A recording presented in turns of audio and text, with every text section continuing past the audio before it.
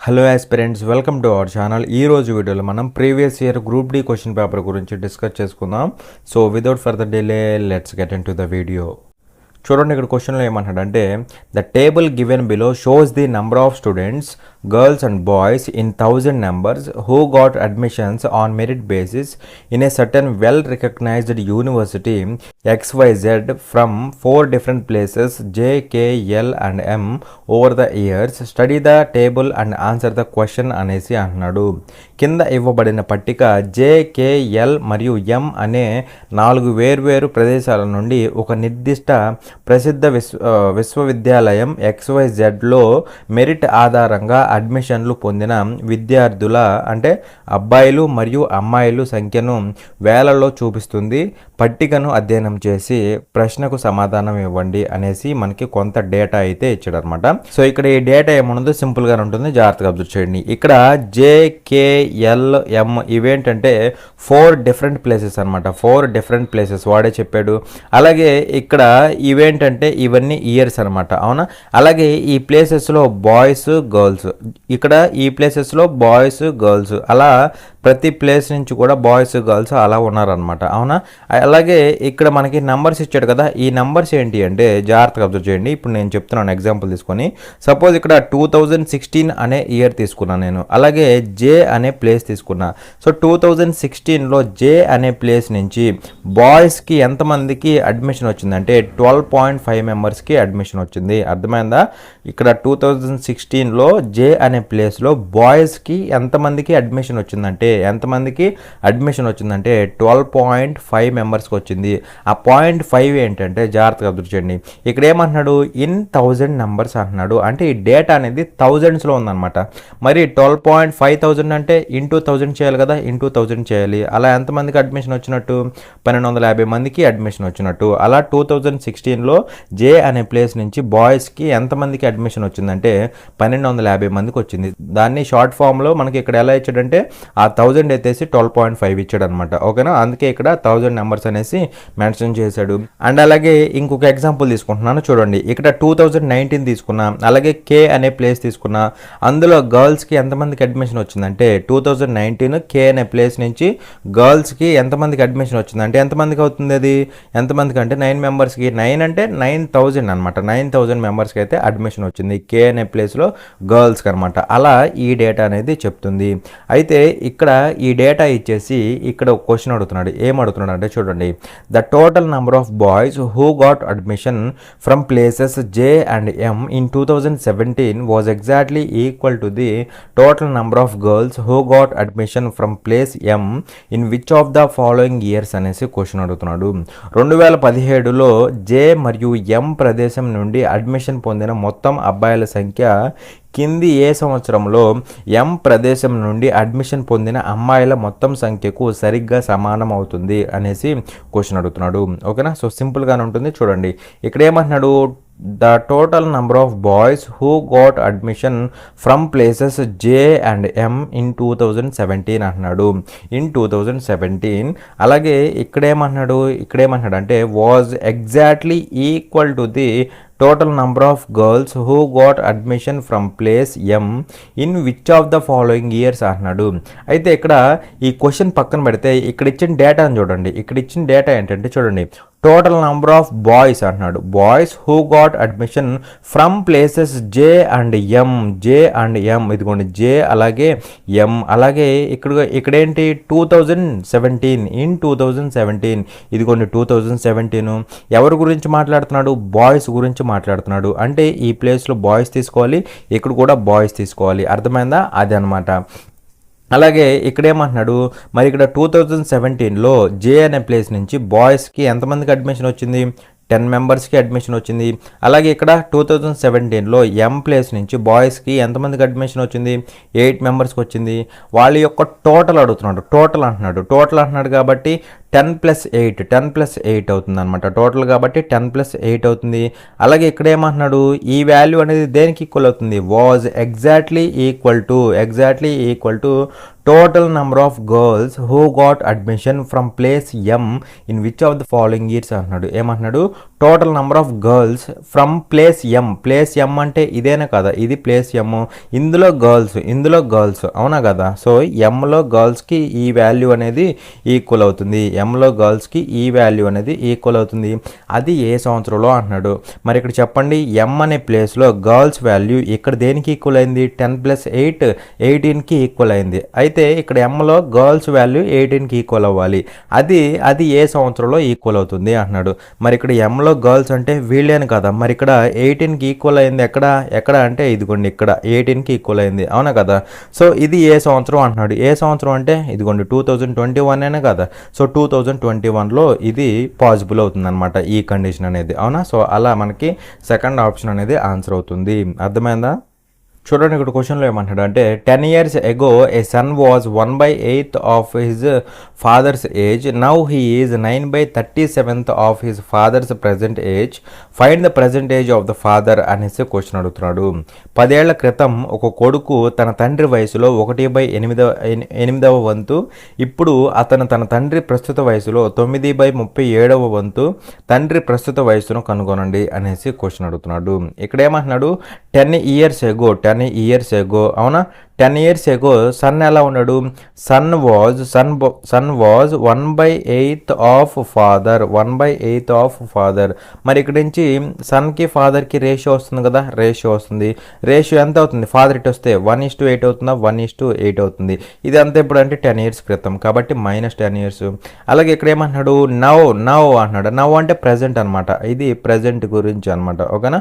So now he అంటే ఎవరు, మళ్ళీ సన్ అనమాట. సన్ ఈజ్ ఏమంటున్నాడు, 9/37 of his father's present age అంటున్నాడు. సో సన్ ఎలా ఉన్నాడు, 9/37 ఆఫ్ ఫాదర్ అనమాట, 9/37 ఆఫ్ ఫాదర్. సో ఇక్కడ నుంచి సన్కి ఫాదర్కి రేషియో ఏమవుతుంది, అంటే 9:37 అవుతుంది, 9:37 అవుతుంది, అవునా కదా. సో ఈ రెండు కండిషన్స్ ఇచ్చాడు, మనల్ని ఏం కనుక్కోమంటున్నాడు, find the present age of father. So father యొక్క ప్రజెంట్ ఏజ్ని ఫైండ్ అవుట్ చేయమంటున్నాడు, అవునా కదా. సో ఇప్పుడు నేను చెప్పే జాగ్రత్తగా వినండి. ఇక్కడ చూడండి, ఇక్కడ 10 years క్రితం నుంచి ప్రజెంట్కి రావాలంటే, ప్రజెంట్ అంటే నేను ఆల్రెడీ చెప్పా 0 తీసుకోమని చెప్పా. మరి 10 years క్రితం నుంచి ప్రజెంట్కి రావాలంటే ఎన్ని సంవత్సరాలు మూవ్ అవ్వాలి, +10 years అనమాట. అంటే 10 years ముందుకు మూవ్ అవ్వాలి. అంటే ఇక్కడ సన్ను 10 years పెరుగుతాడు, అదేవిధంగా ఫాదర్ కూడా 10 years పెరుగుతారు, అవునా కదా. ఇద్దరు 10 years పెరుగుతారు. కానీ పార్ట్స్ రూపంలో ఎలా పెరుగుతున్నారు వీళ్ళు, పార్ట్స్ రూపంలో ఎలాగంటే 1 ఉండాల్సింది 9 అయింది, అంటే వీళ్ళు 8 పార్ట్ పెరుగుతున్నారు. అలాగే ఇక్కడ చూస్తే 8 ఉండాల్సింది 37 అయింది, అంటే ఇక్కడ వీళ్ళు 29 పార్ట్స్ పెరుగుతున్నారు. ఏజెస్ రూపంలో 10 years పెరుగుతున్నారు, కానీ పార్ట్స్ రూపంలో డిఫరెంట్గా పెరుగుతున్నారు, అవునా. అలా ఉండకూడదు కాబట్టి మనం ఏం చేయాలంటే ఇప్పుడు నేను ఆల్రెడీ చెప్పా, ప్రీవియస్ గ్రూప్ డి పేపర్లో కూడా చెప్పా, ఏం చేయాలి ఇప్పుడు ఇక్కడ డిఫరెన్స్ తీసుకోండి. ఇక్కడ డిఫరెన్స్ ఎంత, 7, అవునా కదా. ఇక్కడ డిఫరెన్స్ ఎంత, 7. అలాగే ఇక్కడ డిఫరెన్స్ ఎంత అంటే 28. ఇక్కడ ఈ రెండు డిఫరెన్స్లు సేమ్గా ఉండాలంటే మనం ఏం చేయాలి, ఇప్పుడు సేమ్గా ఉండాలంటే ఇక్కడ ఈ 7ని ఇంటూ 4 చేస్తే సరిపోతుందిగా, 28 సరిపోతుంది కదా. మరి ఇంటూ 4 అంటే 7 కాదు చేయాల్సింది, ఇదిగోండి ఈ రేషియో మొత్తాన్ని ఇంటూ 4 చేయాలి, అవునా. చేస్తే ఏమవుతుందంటే 4:32 అవుతుందా, 4:32. అలాగే ఇక్కడ దీన్ని ఏం మార్చలేదు కదా, సో దీన్ని ఏం మార్చలేదు కాబట్టి ఇది 9:37 అలాగే ఉంటుంది. ఇప్పుడు చూడండి ఇప్పుడు ఎంత పెరుగుతారు వీళ్ళు, 10 years పెరుగుతారు, అవునా కదా. 10 years పెరుగుతారు, వీళ్ళు కూడా 10 years పెరుగుతారు, అవునా. అలాగే పార్ట్స్ రూపంలో కూడా ఎలా పెరుగుతున్నారు, ఇదిగోండి వీడు 5 parts పెరుగుతాడు, 5 parts. ఫాదర్ కూడా ఎన్ని పార్ట్స్, ఫాదర్ కూడా 5 parts. మరి 10 years పెరుగుతున్నారు, పార్ట్స్ రూపంలో 5 parts పెరుగుతున్నారు. దీన్ని బట్టి మనకి ఏం అర్థమవుతుంది, 5 parts ఈక్వల్ టు ఎంత అవుతుంది, 10 years అవుతుంది. అయితే మనల్ని అడిగింది present age of father. Present ages అంటే ఇవేనే కదా. సో ఫాదర్ యొక్క ప్రజెంట్ ఏజ్, ఫస్ట్ సన్కి తర్వాత ఫాదర్కి రేషియో వచ్చింది, అంటే ఇది సన్ ఇది ఫాదర్, ఇంకో పాత రేషియోతో మనకు అనవసరం. సో ఇక్కడ చూస్తే మనకి ఫాదర్ యొక్క పర్సెంటేజ్ ఎంత ఉంది, 37 పార్ట్స్ ఉంది. ఈ 37 పార్ట్స్ వాల్యూ కనుక్కుంటే సరిపోతుంది. అర్థమైందా? సో ఇక్కడ మరి క్యాన్సిల్ చేస్తే ఏమవుతుంది, ఇది క్యాన్సిల్ అవుతుంది. 5 1 టైమ్, 5 ఇక్కడ 2 టైమ్స్, క్రాస్ మల్టిప్లై చేస్తే 37 2s అంటే ఎంత అవుతుంది, 74 ఇయర్స్ అవుతుంది అనమాట. అలా 74 ఇయర్స్ అనేది ఫాదర్ యొక్క పర్సెంటేజ్ అవుతుంది. అర్థమైందా? చూడండి ఇక్కడ క్వశ్చన్లో ఏమంటాడు అంటే, if P, Q, R and S the measures of the 4 angles of a quadrilateral are in the ratio 3:5:4:6 then the value of 3P plus 2R is అనేసి క్వశ్చన్ అడుగుతున్నాడు. చతుర్భుజం యొక్క 4 కోణాల కొలతలు P, Q, R మరియు S మరియు అవి 3:5:4:6 నిష్పత్తిలో ఉంటే అప్పుడు 3P plus 2R విలువ ఎంత అనేసి క్వశ్చన్ అడుగుతున్నాడు. సో ఇక్కడ ఏమంటున్నాడు, if P, Q, R and S the measures of 4 angles of a quadrilateral అంటున్నాడు. అంటే ఒక క్వాడ్రిలేటరల్ ఉంది, దాని యొక్క యాంగిల్స్ అనమాట. ఇవి యాంగిల్స్. క్వాడ్రిలేటరల్ అంటే 4 సైడెడ్ క్లోజ్డ్ ఫిగర్ అనమాట. మీరు ఎలాగైనా తీసుకోవచ్చు. ఇది ఒక క్వాడ్రిలేటరల్ అనుకుంటే దీని యాంగిల్స్ ఏంటి అంటే PQRS అనమాట. PQRS ఈ 4 ఈ క్వాడ్రిలేటరల్ యొక్క యాంగిల్స్ అనమాట. అవి ఏ రేషియోలోనే, are in the ratio 3:5:4:6. So ఈ 4 అంటే ఆర్డర్లో తీసుకోవాలి. PQRS తీసుకోవాలన్నమాట. మీరు ఎలా పడితే అలా తీసుకోండి, కుదరదు. ఇక్కడ ఆర్డర్ కూడా ముఖ్యం అనమాట. సో ఈ ఏ రేషియోలో ఉన్నాయి, 3:5:4:6 అనమాట. సో ఈ రేషియోలో ఉన్నాయి. అవునా? అయితే మనల్ని అడిగింది ఏంటంటే ఈ రేషియో వచ్చేసి మనల్ని ఏం కనుక్కోమంటున్నాడు, then the value of 3P plus 2R value ఎంత అవుతుందో ఫైండ్ అవుట్ చేయమంటున్నాడు. మరి ఇక్కడ చెప్పండి, ఇక్కడ total angles in a quadrilateral, sum of the angles in a quadrilateral. So క్వాడ్రిలేటరల్లో టోటల్ యాంగిల్ ఎంత అవుతుంది, మొత్తాన్ని యాడ్ చేస్తే యాంగిల్స్ మొత్తాన్ని యాడ్ చేస్తే ఎంత అవుతుందంటే 360 డిగ్రీస్ అవుతుంది టోటల్ యాంగిల్ అనేది. అవునా కదా, 360 డిగ్రీస్. కానీ ఇక్కడ వీటిని యాడ్ చేస్తే ఎంత అవుతుంది, పార్ట్స్ రూపంలో ఎంత అవుతుందంటే 3 + 5 8, ఇది ఒక 10 18 పార్ట్స్ అవుతుంది. అవునా కదా, టోటల్ యాంగిల్ అనేది 18 పార్ట్స్ అవుతుంది. ఇక్కడ టోటల్ యాంగిల్ ఏమవుతుంది, యాడ్ చేస్తే మొత్తాన్ని 360 డిగ్రీస్ అవుతుంది. అలా 18 పార్ట్స్ అంటే ఎంత అవుతుంది, 360 డిగ్రీస్ అవుతుంది అనమాట. మరి దీన్ని బట్టి 1 పార్ట్ ఏమవ్వాలి, 1 పార్ట్ విల్ బి ఎంత అవుతుందో చూడండి. 18 1 టైం పోతుంది, 18 ఇక్కడ 20 టైమ్స్ పోతుంది. అలా 1 పార్ట్ ఎంత అవుతుంది, 20 డిగ్రీస్ అవుతుంది. అవునా? మరి ఇక్కడ కనుక్కోవాల్సింది ఏంటి, 3P వాల్యూ. 3 ఇంటూ P అంటే ఎన్ని పార్ట్స్, P అంటే 3 పార్ట్స్. మరి 1 పార్ట్ వాల్యూ 20 డిగ్రీస్ అయితే 3 పార్ట్స్ ఎంత అవుతుంది, 3 × 20 ఎంత అవుతుంది, 60 డిగ్రీస్ అవుతుంది. అవునా కదా, 60 డిగ్రీస్. ప్లస్ 2 ఇంటూ R అంటే ఎన్ని పార్ట్స్, అంటే 4 పార్ట్స్. మరి 1 పార్ట్ వాల్యూ 20 డిగ్రీస్ అయితే 4 పార్ట్స్ వాల్యూ ఏమవుతుంది, 4 × 20 ఎంత అవుతుంది, 80 డిగ్రీస్ అవుతుంది అనమాట. అలా R అనేది. ఓకేనా, P ఏమో 60 డిగ్రీస్ అవుతుంది, R ఏమో 80 డిగ్రీస్ అవుతుంది. మనం కనుక్కోవాల్సింది 3 times of P plus 2 times of R అనమాట. సో కనుక్కుంటే ఏమవుతుంది అంటే 360 180 డిగ్రీస్ అవుతుంది, ప్లస్ 280 160 డిగ్రీస్ అవుతుంది. దట్ ఈజ్ ఈక్వల్ టు ఏమవుతుంది, 340 డిగ్రీస్ అవుతుంది అనమాట. ఓకేనా, సో అలా 340 అనేది ఆన్సర్ అవుతుంది. చూడండి ఇక్కడ క్వశ్చన్లో ఏమంటున్నాడు అంటే, a pair of parallel lines is intersected by a transversal such that angle 1 and angle 2 form a pair of interior angles on the same side of transversal. If measure of angle 1 is equal to 35 degrees, what is the measure of angle 2 అనేసి question అడుగుతున్నాడు. సమాంతర రేఖల జత ఒక విలోమ రేఖ ద్వారా ఖండించబడుతుంది. తద్వారా angle 1 మరియు యాంగిల్ 2 విలోమ రేఖ యొక్క ఒకే వైపు అంతర్గత కోణాల జతను ఏర్పరుస్తాయి. Measure of angle 1 is equal to 35 degrees అయితే యాంగిల్ 2 యొక్క కొలత ఏమిటి అనేసి క్వశ్చన్ అడుగుతున్నాడు. ఓకేనా, సో చూడండి ఇక్కడ ఏమంటున్నాడు, ఏ పెయిర్ ఆఫ్ ప్యారలల్ లైన్స్ అంటున్నాడు. పెయిర్ ఆఫ్ ప్యారలల్ లైన్స్ అంటే ఇదిగోండి, ఇవి ప్యారలల్ లైన్స్ కదా. సో ఈ రెండు ప్యారలల్ లైన్స్ అనుకుంటున్నాం. ఏమన్నాడు, pair of parallel lines is intersected by a transversal. So transversal అనేది ఈ రెండింటిని ఇంటర్సెక్ట్ చేసింది. సే ఫర్ ఎగ్జాంపుల్ ఇది ట్రాన్స్వర్సల్ అనుకుందాం. ఓకేనా, ఇది ట్రాన్స్వర్సల్ అనమాట. అవునా, అయితే ఇక్కడ ఏమంటున్నాడు, such that angle 1 and angle 2 form a pair of interior angles on the same side of the transversal. So ఇక్కడ యాంగిల్ 1 యాంగిల్ 2 ఏం ఫామ్ చేస్తున్నాయి, ఇలా ఈ ప్యారలల్ లైన్స్ని ఒక ట్రాన్స్వర్సల్ కట్ చేసినప్పుడు యాంగిల్ 1 యాంగిల్ 2 అనేవి ఫామ్ అవుతున్నాయి. అవి ఏం ఫామ్ చేస్తున్నాయంటే చూడండి, form a pair of interior angles on the same side of the transversal. So ట్రాన్స్వర్సల్కి సేమ్ సైడ్ ఉండాలి, అంటే ఉంటే ఇటువైపే ఉండాలి ఇంటీరియర్ యాంగిల్స్, లేదా ఇటువైపే ఉండాలి ఇంటీరియర్ యాంగిల్స్ అంటే ఈ లోపల ఉన్నవి అనమాట, ఈ లోపల ఉన్నవి ఇంటీరియర్ యాంగిల్స్, అవి కూడా సేమ్ సైడ్ ఉండాలి. ఇంటీరియర్ యాంగిల్స్ అంటే మళ్ళీ ఇదొకటి అలా తీసుకోకూడదు, రెండు ఒకే వైపు ఉండాలి ట్రాన్స్వర్సల్కి, అవునా.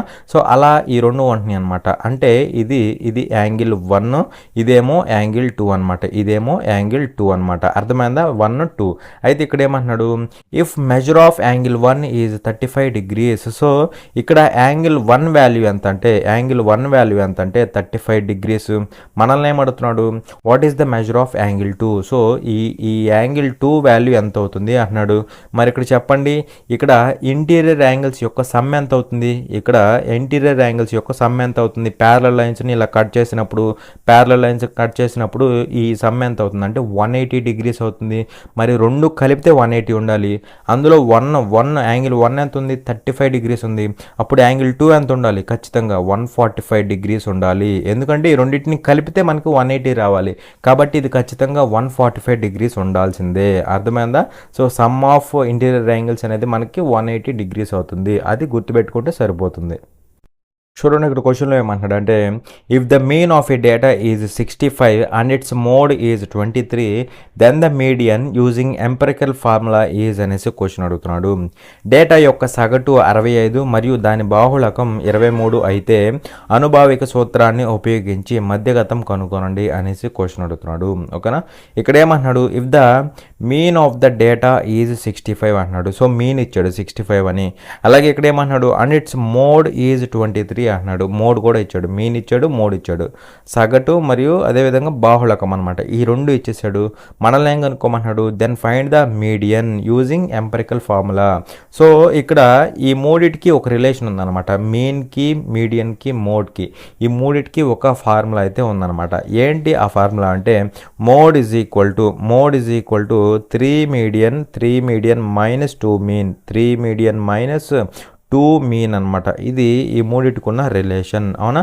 సో ఇక్కడ చూడండి, ఇక్కడ మోడ్ ఎంత ఇచ్చాడు మనకి, మోడ్ 23 ఇచ్చాడు, అవునా కదా. మోడ్ ఎంత ఇచ్చాడు, 23 ఇచ్చాడు, is equal to 3 times of median మనకు తెలియదు కదా, దాన్ని m అనుకుందాం, మైనస్ 2 ఇంటూ మీన్ ఎంత ఇచ్చాడు అంటే 65 ఇచ్చాడా, 65.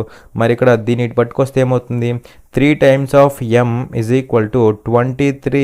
ఇది ఇటు వస్తే ఏమవుతుంది, ప్లస్ అవుతుంది. 2 ఇంటూ 65 అంటే 130 అవుతుందా, 130 అవుతుంది అనమాట. అంటే 3 times of m is equal to ఎంత అవుతుంది, ఇది 153 అవుతుందా, 153 అవుతుంది. దీన్ని బట్టి మీడియన్ ఏమవుతుంది మనకి, median is equal to 3 1 time, 3 ఇక్కడ 50 1 టైం పోతుంది.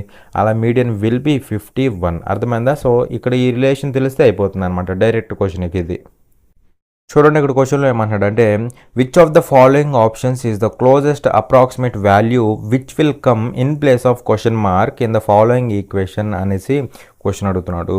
కింది సమీకరణంలో ప్రశ్న గుర్తు స్థానంలో వచ్చే దగ్గర ఉజ్జాయింపు విలువ కింది ఎంపికలలో ఏది అనేసి క్వశ్చన్ అడుగుతున్నాడు. సో ఫైనల్గా మనల్ని ఏమడుగుతున్నాడు అంటే, దీని యొక్క క్లోజెస్ట్ అప్రాక్సిమేట్ వాల్యూని ఫైండ్ అవుట్ చేయమంటున్నాడు. సో అప్రాక్సిమేట్ వాల్యూ కాబట్టి మనం కూడా అప్రాక్సిమేట్గానే తీసుకుంటాం. కొంతమంది డిజిటల్ సమ్ అప్లై చేస్తూ ఉంటారు, అలాగే కొంతమంది ఈ లాస్ట్ డిజిట్ వెరిఫికేషన్ కూడా చేస్తూ ఉంటారు. అలా ఎప్పుడూ చేయకూడదు, అలా అస్సలు చేయకూడదు అనమాట. అప్రాక్సిమేట్ అంటే డిజిటల్ సమ్ము, లాస్ట్ డిజిట్, ఈ రెండు మనం వెరిఫై చేయకూడదు. అప్రాక్సిమేట్ అంటే అసలు ఈ జోలికి పోకూడదు అనమాట. అప్రాక్సిమేట్ అన్నప్పుడు మనం కూడా అప్రాక్సిమేట్ తీసుకొని చేయాలి, అంతేగాని నేను డిజిటల్ సమ్ అప్లై చేస్తా లేదంటే ఈ లాస్ట్ డిజిట్ వెరిఫై చేస్తా అంటే కుదరదు అనమాట. ఓకేనా. సో చూడండి, ఇక్కడ ఏంటంటే ఇది మనకేమి ఇచ్చాడు, 12.998 ఇచ్చాడు. దీన్ని నేనేమనుకోవచ్చు, 13 అనుకోవచ్చు కదా అప్రాక్సిమేట్గా, ప్లస్ ఇది 20.009 అంటే 20 అనుకోవచ్చు కదా, డివైడెడ్ బై ఇది 4.998 అంటే 5 అనుకోవచ్చు కదా, మైనస్ 2.999 అంటే 3 అనుకోవచ్చు కదా, ఇంటూ 2.998 అంటే 3 అనుకోవచ్చు అనమాట. మళ్ళీ ఇక్కడ మనకి ఎడిషన్, సబ్ట్రాక్షన్ ఇవన్నీ ఉన్నాయి అనమాట. సో మనం ఫాలో అవ్వాల్సింది ఏంటి, ఇక్కడ బాడ్-మాస్ రూల్ని ఫాలో అవ్వాలి, అవునా కదా. బాడ్-మాస్ రూల్ని ఫాలో అవ్వాలి. మరి బ్రాకెట్స్ లేవు, ఆఫ్ లేదు, ఇంకా ఫస్ట్ తర్వాత ఏముంది, డివిజన్ ఉందన్నమాట. అంటే డివిజన్ సాల్వ్ చేయాలి. సో 13 ఇక్కడ డివిజన్, ఈ రెండింటి డివిజన్. సో 20/5 అంటే ఎంత అవుతుంది 4 అవుతుంది అనమాట. -3 × 3 అర్థమైందా? సో దీని బదులు 4 వచ్చేసింది. నెక్స్ట్ ఇక్కడ డివిజన్ అయిపోయింది. తర్వాత మల్టిప్లికేషన్ చేయాలి. మల్టిప్లికేషన్ అంటే ఇక్కడ ఇదే కదా. సో ఏమవుతుంది 13 + 4 మైనస్ ఎంత అవుతుంది -3 3 is 9 అవుతుంది అనమాట. ఇంక ఇదేముంది పాజిటివ్ వాల్యూస్ని యాడ్ చేయండి. పాజిటివ్ వాల్యూస్ ఇవి కదా, యాడ్ చేయండి. ఎంత అవుతుంది 17 అవుతుందా? 17 - 9 17 - 9 అంటే ఎంత అవుతుంది 8 అవుతుంది అనమాట. అలా అప్రాక్సిమేట్ వాల్యూ ఎంత అవుతుంది అంటే 8 అవుతుంది. ఓకేనా? చూడండి ఇక్కడ క్వశ్చన్లో ఏమంటున్నాడు అంటే a tradesman marked his goods at 26% above its cost price and then allowed a discount of 13%. His gain in percentage is అనేసి క్వశ్చన్ అడుగుతున్నాడు. ఒక వర్తకుడు తన వస్తువులను దాని ధర కంటే 26% ఎక్కువగా గుర్తించి ఆపై 13% తగ్గింపును అనుమతించాడు. అతని లాభం శాతంలో ఎంత అనేసి క్వశ్చన్ అడుగుతున్నాడు. ఓకేనా? సో ఇక్కడ జాగ్రత్తగా అబ్జర్వ్ చేయండి. ఇక్కడ ఏమంటున్నాడు a tradesman marked his goods at 26% above its cost price. అంటే ఇక్కడ ఈ ట్రేడ్స్మెన్ ఏం చేశాడు అంటే మార్క్ చేశాడు, గూడ్స్ని మార్క్ చేశాడు. ఎలా మార్క్ చేశాడు అంటే 26% అబౌవ్ ఇట్స్ కాస్ట్ ప్రైజ్ అంటే కాస్ట్ ప్రైజ్ కంటే 26% ఎక్కువకి మార్క్ చేశాడు. సే ఫర్ ఎగ్జాంపుల్ కాస్ట్ ప్రైజ్ అనేది 100 పార్ట్స్ అనుకుంటే ఇప్పుడు దీనికంటే 26% ఎక్కువగా మార్క్ చేశాడు. దీనికంటే 26% ఎక్కువగా మార్క్ చేశాడు. అలా మార్కెట్ ప్రైస్ ఏమవుతుందంటే దీంట్లో 26% అంటే 26 పార్ట్స్ అనమాట. 26 పార్ట్స్ ఎక్కువగా మార్క్ చేశాడు కాబట్టి మార్కెట్ ప్రైస్ ఏమవుతుంది 126 పార్ట్స్ అవుతుంది. అవునా కదా, 126 పార్ట్స్ అవుతుంది. అలాగే ఇక్కడ ఏమంటున్నాడు and then allowed a discount of 13%. So discount దేని మీద ఇస్తారు? మార్కెట్ ప్రైస్ మీద ఇస్తారు. అంటే ఈ 126 పార్ట్స్ మీద ఇస్తారు అనమాట. సో ఈ డిస్కౌంట్ ఎంత ఇచ్చాడు అంటే 13% ఇచ్చాడు. సో దీని మీద 13% డిస్కౌంట్ ఇచ్చాడు. అది పార్ట్స్ రూపంలో మనకి ఎంతో తెలియదు. ఈ డిస్కౌంట్ తీసేస్తే మనకేమొస్తుంది సెల్లింగ్ ప్రైస్ వస్తుంది. అవునా కదా, సెల్లింగ్ ప్రైస్ వస్తుంది. అయితే ఇక్కడ మనల్ని ఏమడుతున్నాడు అంటే హిజ్ గెయిన్ పర్సంటేజ్ అంటున్నాడు. అంటే వీడికి వచ్చిన overall gain percentage, overall profit percentage అంటున్నాడు. మరి ఇక్కడ మనం ఏం చేయాలంటే సింపుల్గా ఇక్కడున్న ఈ వాల్యూస్కి ఎఫెక్టివ్ పర్సంటేజ్ కడితే సరిపోతుంది. ఎందుకు ఎఫెక్టివ్ పర్సంటేజ్ అంటే చూడండి ఇక్కడ ఇనీషియల్గా కాస్ట్ ప్రైస్ ఎంత 100 పార్ట్స్, అది కాస్త ఏమైంది, అది కాస్త ఫస్ట్ 26% ఇంక్రీజ్ అయింది. అవునా కదా, 26% ఇంక్రీజ్ అయింది. అలా ఈ వాల్యూ ఏదో వచ్చిన దాని మీద మళ్ళీ ఏమైంది 13% డిస్కౌంట్ వచ్చింది. అంటే ఈ 26% పెరిగింది, దాని మీదే మళ్ళీ 13% తగ్గింది అనమాట. అంటే ఓవరాల్గా చేంజ్ అంటే ఏం చేయాలి మనం సింపుల్గా ఎఫెక్టివ్ పర్సంటేజ్ అప్లై చేయాలి. ఎందుకంటే ఇక్కడ అడిగింది ఏంటి ఓవరాల్ గెయిన్ పర్సంటేజ్ అన్నాడు కాబట్టి ఎఫెక్టివ్ పర్సంటేజ్ అప్లై చేయాలన్నమాట. మళ్ళీ దీనికి రేషియోస్ ఈ తత్వం అంతా చేసుకుంటే టైం వేస్ట్ అవుతుంది అనమాట. సింపుల్గా ఇక్కడ ఇచ్చిన వాల్యూస్కి ఎఫెక్టివ్ పర్సంటేజ్ అప్లై చేస్తే సరిపోతుంది. ఎఫెక్టివ్ పర్సంటేజ్ అంటే రెండింటిని యాడ్ చేయండి, +26 - 13 యాడ్ చేస్తే ఎంత అవుతుంది +13 అవుతుందా, +13 అవుతుంది. అవునా కదా. అలాగే మల్టిప్లై చేస్తే 26 × -13 అంటే ఏమవుతుంది మైనస్ ముందుకు వచ్చేసి 26 × 13 అవుతుంది. మల్టిప్లై చేసిన దానికి /100 ఈ వాల్యూ కనుక్కుంటే ఆన్సర్ అయిపోద్ది. ఇంకా ఓకేనా, మనం చేసింది ఏం లేదు. ఈ 26%కి అలాగే డిస్కౌంట్కి ఓకేనా, ఈ రెండింటికి మనం ఎఫెక్టివ్ పర్సంటేజ్ కట్టాము అంతే.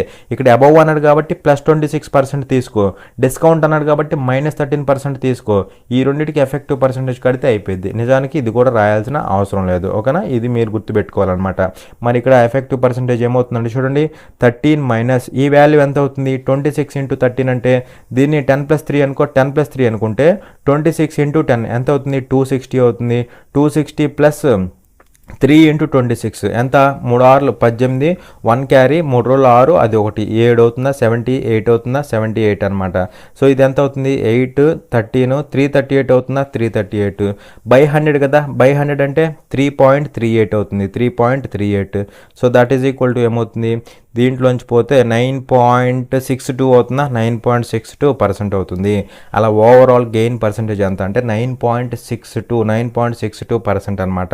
ఓకేనా, సో ఈ విధంగా రెండింటికి ఎఫెక్టివ్ పర్సంటేజ్ అప్లై చేస్తే సరిపోతుంది. ఇక్కడ ప్లస్ ఎందుకు తీసుకున్నాం అబవ్ అన్నాడు కాబట్టి ప్లస్ తీసుకున్నాం. అదే బిలో అంటే మైనస్ తీసుకుంటాం, మైనస్ తీసుకొని అలాగే డిస్కౌంట్ కాబట్టి మైనస్ తీసుకుంటాం. ఆ రెండింటికి ఎఫెక్టివ్ పర్సంటేజ్ అప్లై చేస్తే overall gain or loss percentage వస్తుంది. ఇది బండ గుర్తు అనమాట. ఇంకా చూడండి ఇక్కడ క్వశ్చన్లో ఏమంటున్నాడు అంటే సింప్లిఫై అనేసి మనకు ఒక వాల్యూ ఇచ్చాడు, దాన్ని సరళీకరించండి అనేసి క్వశ్చన్ అడుగుతున్నాడు. అంటే సింపుల్గా ఇక్కడ ఇచ్చిన వాల్యూ అనేది ఇక్కడ ఇచ్చిన ఆప్షన్స్లో దేనికి ఈక్వల్ అవుతుంది అనేసి క్వశ్చన్ అడుగుతున్నాడు అనమాట. ఓకేనా, మరి ఇక్కడ ఆప్షన్స్ అన్నీ ఎలాంటి ఫార్మేట్లో ఉన్నాయి అంటే చూడండి, ఆప్షన్స్ అన్నీ ఏ ఫామ్లో ఉన్నాయి అంటే ఇక్కడ ఇవన్నీ కూడా a + b + c whole square ఫామ్లో ఉన్నాయి అనమాట. a + b + c whole square అనమాట. a + b + c అంటే ఇవన్నీ a వాల్యూస్, ఇవన్నీ b వాల్యూస్, ఇవన్నీ c వాల్యూస్ అనమాట. So a + b + c whole square ఫామ్లో ఉన్నాయి.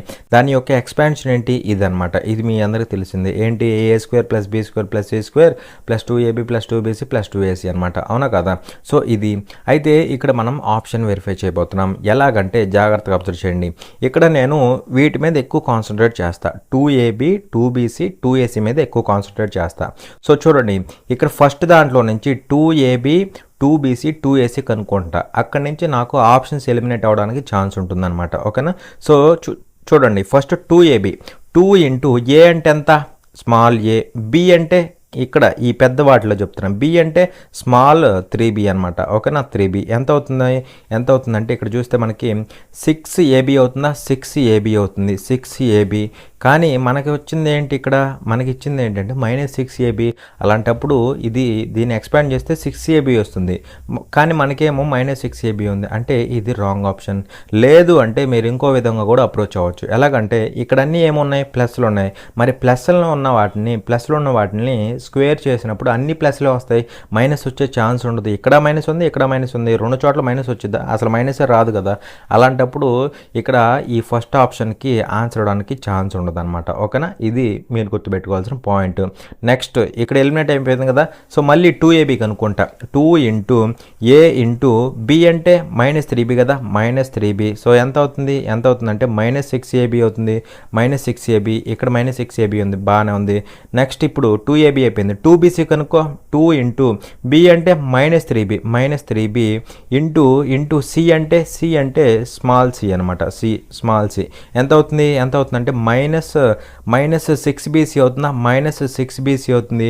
అంటే దీన్ని ఎక్స్పాండ్ చేస్తే -6bc వస్తుంది, కానీ ఇక్కడ -6bc ఉందా, మనకి +6bc ఉంది, అంటే ఇది రాంగ్ ఆప్షన్ అయిపోతుంది. అవునా కదా. అలాగే ఇక్కడ చూడండి, ఇక్కడ చూస్తే మనకి ఇక్కడ చూస్తే 2ab కనుక్కోండి, 2 ఇంటూ a అంటే స్మాల్ a ఇంటూ b అంటే -3 స్మాల్ b. సో ఇదేమవుతుంది అంటే చూడండి -6ab అవుతుందా, -6ab. మనకి ఇక్కడ ఉంది కూడా -6ab, బాగానే ఉంది. నెక్స్ట్ ఇక్కడ చూడండి, ఇక్కడ చూస్తే 2bc కనుక్కోండి, 2bc 2 ఇంటూ b అంటే -3b ఇంటూ c అంటే -c అనమాట. ఎంత అవుతుందంటే చూడండి ఇక్కడ ఎంత అవుతుంది, +6bc అవుతుందా, 6bc అవుతుంది, అంటే ఇక్కడ కూడా 6bc ఉంది, కాబట్టి దీనికి ఆన్సర్ అవడానికి ఛాన్స్ ఉంది అనేసి అనకూడదు. ఇది కూడా చేయాలి, 2ac చేయండి. 2ac చేస్తే ఏమవుతుంది, 2 ఇంటూ a అంటే స్మాల్ a ఇంటూ c అంటే -c ఎంత అవుతుంది, -2ac. సో -2ac కూడా ఉంది కదా, -2ac కూడా ఉంది, అంటే దగ్గరగా దీనికి ఆన్సర్ అవడానికి ఛాన్స్ ఉంది. అవునా. అలాగే ఇది చూస్తే మనకి ఏముంది, 2ab అంటే 2 ఇంటూ a అంటే a, అలాగే b అంటే -3b. సో ఎంత అవుతుంది అంటే మనకి -6ab అవుతుంది, -6ab ఉంది. అలాగే నెక్స్ట్ తీసుకోండి, 2 ఇంటూ 2bc చేయండి, b అంటే -3b ఇంటూ c అంటే -2c -2c. So that is equal to ఏమవుతుంది, +4 12bc అవుతుందా, 12bc. మనకు కావాల్సింది ఏంటి, 6bc, అంటే ఇది రాంగ్ ఆప్షన్ అవుతుంది. సో ఇది ఫెయిల్ అయిపోతుంది. అలా మనకి ఇదిగోండి 3 ఫెయిల్ అయిపోయినాయి. ఇదిగోండి థర్డ్ ఆప్షన్ అనేది సెట్ అయింది అనమాట. ఈ 3 కూడా ఫెయిల్ అయిపోయినాయి అనమాట. వన్స్ మనకి ఫార్ములా తెలిస్తే మనం పెట్టేసి చూస్తాం అనమాట. సో చూస్తే ఇక్కడ మనకి 3 ఫెయిల్ అయిపోయినాయి, 1 వచ్చేసింది అనమాట. ఓకేనా. చూడండి ఇక్కడ క్వశ్చన్లో ఏమంటాడు అంటే Mohan gets 12% increase in his sale amount in the first year and 15% increase in the second year. With that his present sale is 1,28,800. What was his sale 2 years ago అనేసి క్వశ్చన్ అడుగుతున్నాడు. మోహన్ మొదటి సంవత్సరంలో తన అమ్మకపు మొత్తంలో 12% పెరుగుదలను మరియు రెండవ సంవత్సరంలో 15% పెరుగుదలను పొందాడు. దానితో అతని ప్రస్తుత అమ్మకం 128,800 రూపాయలు. 2 సంవత్సరాల క్రితం అతని అమ్మకం ఎంత అనేసి క్వశ్చన్ అడుగుతున్నాడు. సో దీన్ని మనం రేషియోస్లో చేయబోతున్నాం. సింపుల్గా ఉంటుంది, జాగ్రత్తగా అబ్జర్వ్ చేయండి, ఓకేనా. సో ఇక్కడ ఏమంటున్నాడు, Mohan gets 12% increase in his sale amount in the first year. So first ఇయర్లో వీడికి 12% ఇంక్రీజ్ వచ్చిందనమాట. మరి ఇక్కడ 12% అంటే 12/100, అవునా కదా. 4 ఇక్కడ 3 టైమ్స్, 4 ఇక్కడ 25 టైమ్స్ వచ్చింది ఏంటి, ఇంక్రీజ్ కాబట్టి ప్లస్ అనమాట. అంటే వాల్యూ అనేది 25 ఉండాల్సింది, ఏమైంది 3 ఇంక్రీజ్ అయింది, అంటే ఇది ఎంత అయింది 28 అయింది అనమాట, ఓకేనా. అలాగే నెక్స్ట్ ఏమంటున్నాడు, and 15% increase in the second year అంటున్నాడు. సో సెకండ్ ఇయర్లో 15% ఇంక్రీజ్ వచ్చింది. మరి 15% అంటే 15/100, అవునా కదా. మరి 5 ఇక్కడ 3 టైమ్స్, 5 ఇక్కడ 20 టైమ్స్ వచ్చింది ఏంటి, ఇంక్రీజ్ కాబట్టి ప్లస్ అనమాట. అంటే వాల్యూ అనేది 20 ఉండాల్సింది, ఏమైంది 3 ఇంక్రీజ్ అయింది, అంటే 23 అయింది అనమాట, ఓకేనా. అయితే ఇక్కడ రేషియో కట్టండి. రేషియో కడితే ఏమవుతుందంటే చూడండి, ఆపోజిట్లో ఉన్నవి ఏమన్నా ఉంటే మనం క్యాన్సిల్ చేసుకోవచ్చు. ఆపోజిట్లో ఉన్నవి ఏమన్నా ఉంటే క్యాన్సిల్ చేసుకోవచ్చు. సో ఇక్కడ 4 అనేది 5 సార్లు పోతుంది, 4 అనేది ఇక్కడ 7 సార్లు పోతుంది, అవునా కదా. సో వీటిని అలా వదిలేసేయండి. 5 × 25, 5 × 25 ఇది ఒక వాల్యూ, ఈజ్ టు 7 × 23, 7 × 23 ఇది ఒక వాల్యూ అనమాట, ఓకేనా. అయితే ఇక్కడ ఏమంటున్నాడు అంటే చూడండి, what was his sale 2 years ago అన్నాడు. సో 2 years ago ఉన్న సేల్ ఏంటి అన్నాడు. మరి 2 years ago క్రితం గురించి మాట్లాడుతున్నాడు, పాస్ట్ గురించి మాట్లాడుతున్నాడు. కాబట్టి మనం ఇక్కడ ఎలా తీసుకోవాలంటే ఇది వచ్చేసరికి ప్రజెంట్ వాల్యూగా తీసుకోవాలి, ఇది ప్రజెంట్ వాల్యూగా తీసుకోవాలి. దీని వెనకాల వచ్చింది పాస్ట్లో ఉన్న వాల్యూగా తీసుకోవాలి. పాస్ట్లో అంటే 2 years ago వాల్యూ అనమాట, ఓకేనా. అదే ఒకవేళ ఫ్యూచర్ గురించి మాట్లాడితే ఇటుది మనం ప్రజెంట్గా తీసుకుంటాం, ఇటువైపుది ఇది ప్రజెంట్గా తీసుకొని దీని తర్వాత వచ్చేది ఫ్యూచర్గా తీసుకుంటాం అనమాట. తర్వాత వచ్చేది కదా ఫ్యూచర్ అనేది, అలా గుర్తుపెట్టుకోండి. ప్రజెంట్ ఇది తీసుకుంటే దీని వెనకాల వచ్చేది పాస్ట్ అవుతుంది, పాస్ట్లో ఉన్న వాల్యూ అవుతుంది. ప్రజెంట్ ఇది తీసుకుంటే దాని తర్వాత వచ్చేది ఫ్యూచర్ వాల్యూ అవుతుంది అనమాట. ఇది మీరు గుర్తుపెట్టుకుంటే సరిపోతుంది. సో ఇక్కడ మనకి ఏమి ఇచ్చాడు అంటే చూడండి, his present value, one minute present value is ఎంత, 1,28,800. ప్రజెంట్ వాల్యూ ఇక్కడ పార్ట్స్ రూపంలో ఎంత, 7 × 23 పార్ట్స్, 7 × 23 పార్ట్స్. అది మనీ రూపంలో ఎంత, 1,28,800 రూపీస్ అనమాట. మనల్ని ఏం కనుక్కోమంటున్నాడు అంటే ఇక్కడ పాస్ట్లో ఉన్న వాల్యూ 2 years ago వాల్యూ అనమాట. అది ఎంత అంటే 5 × 25 పార్ట్స్, దాని వాల్యూ కనుక్కుంటే సరిపోతుంది, అర్థమైందా. సో ఇక్కడ క్యాన్సిల్ చేయొచ్చు, చూడండి జాగ్రత్తగా.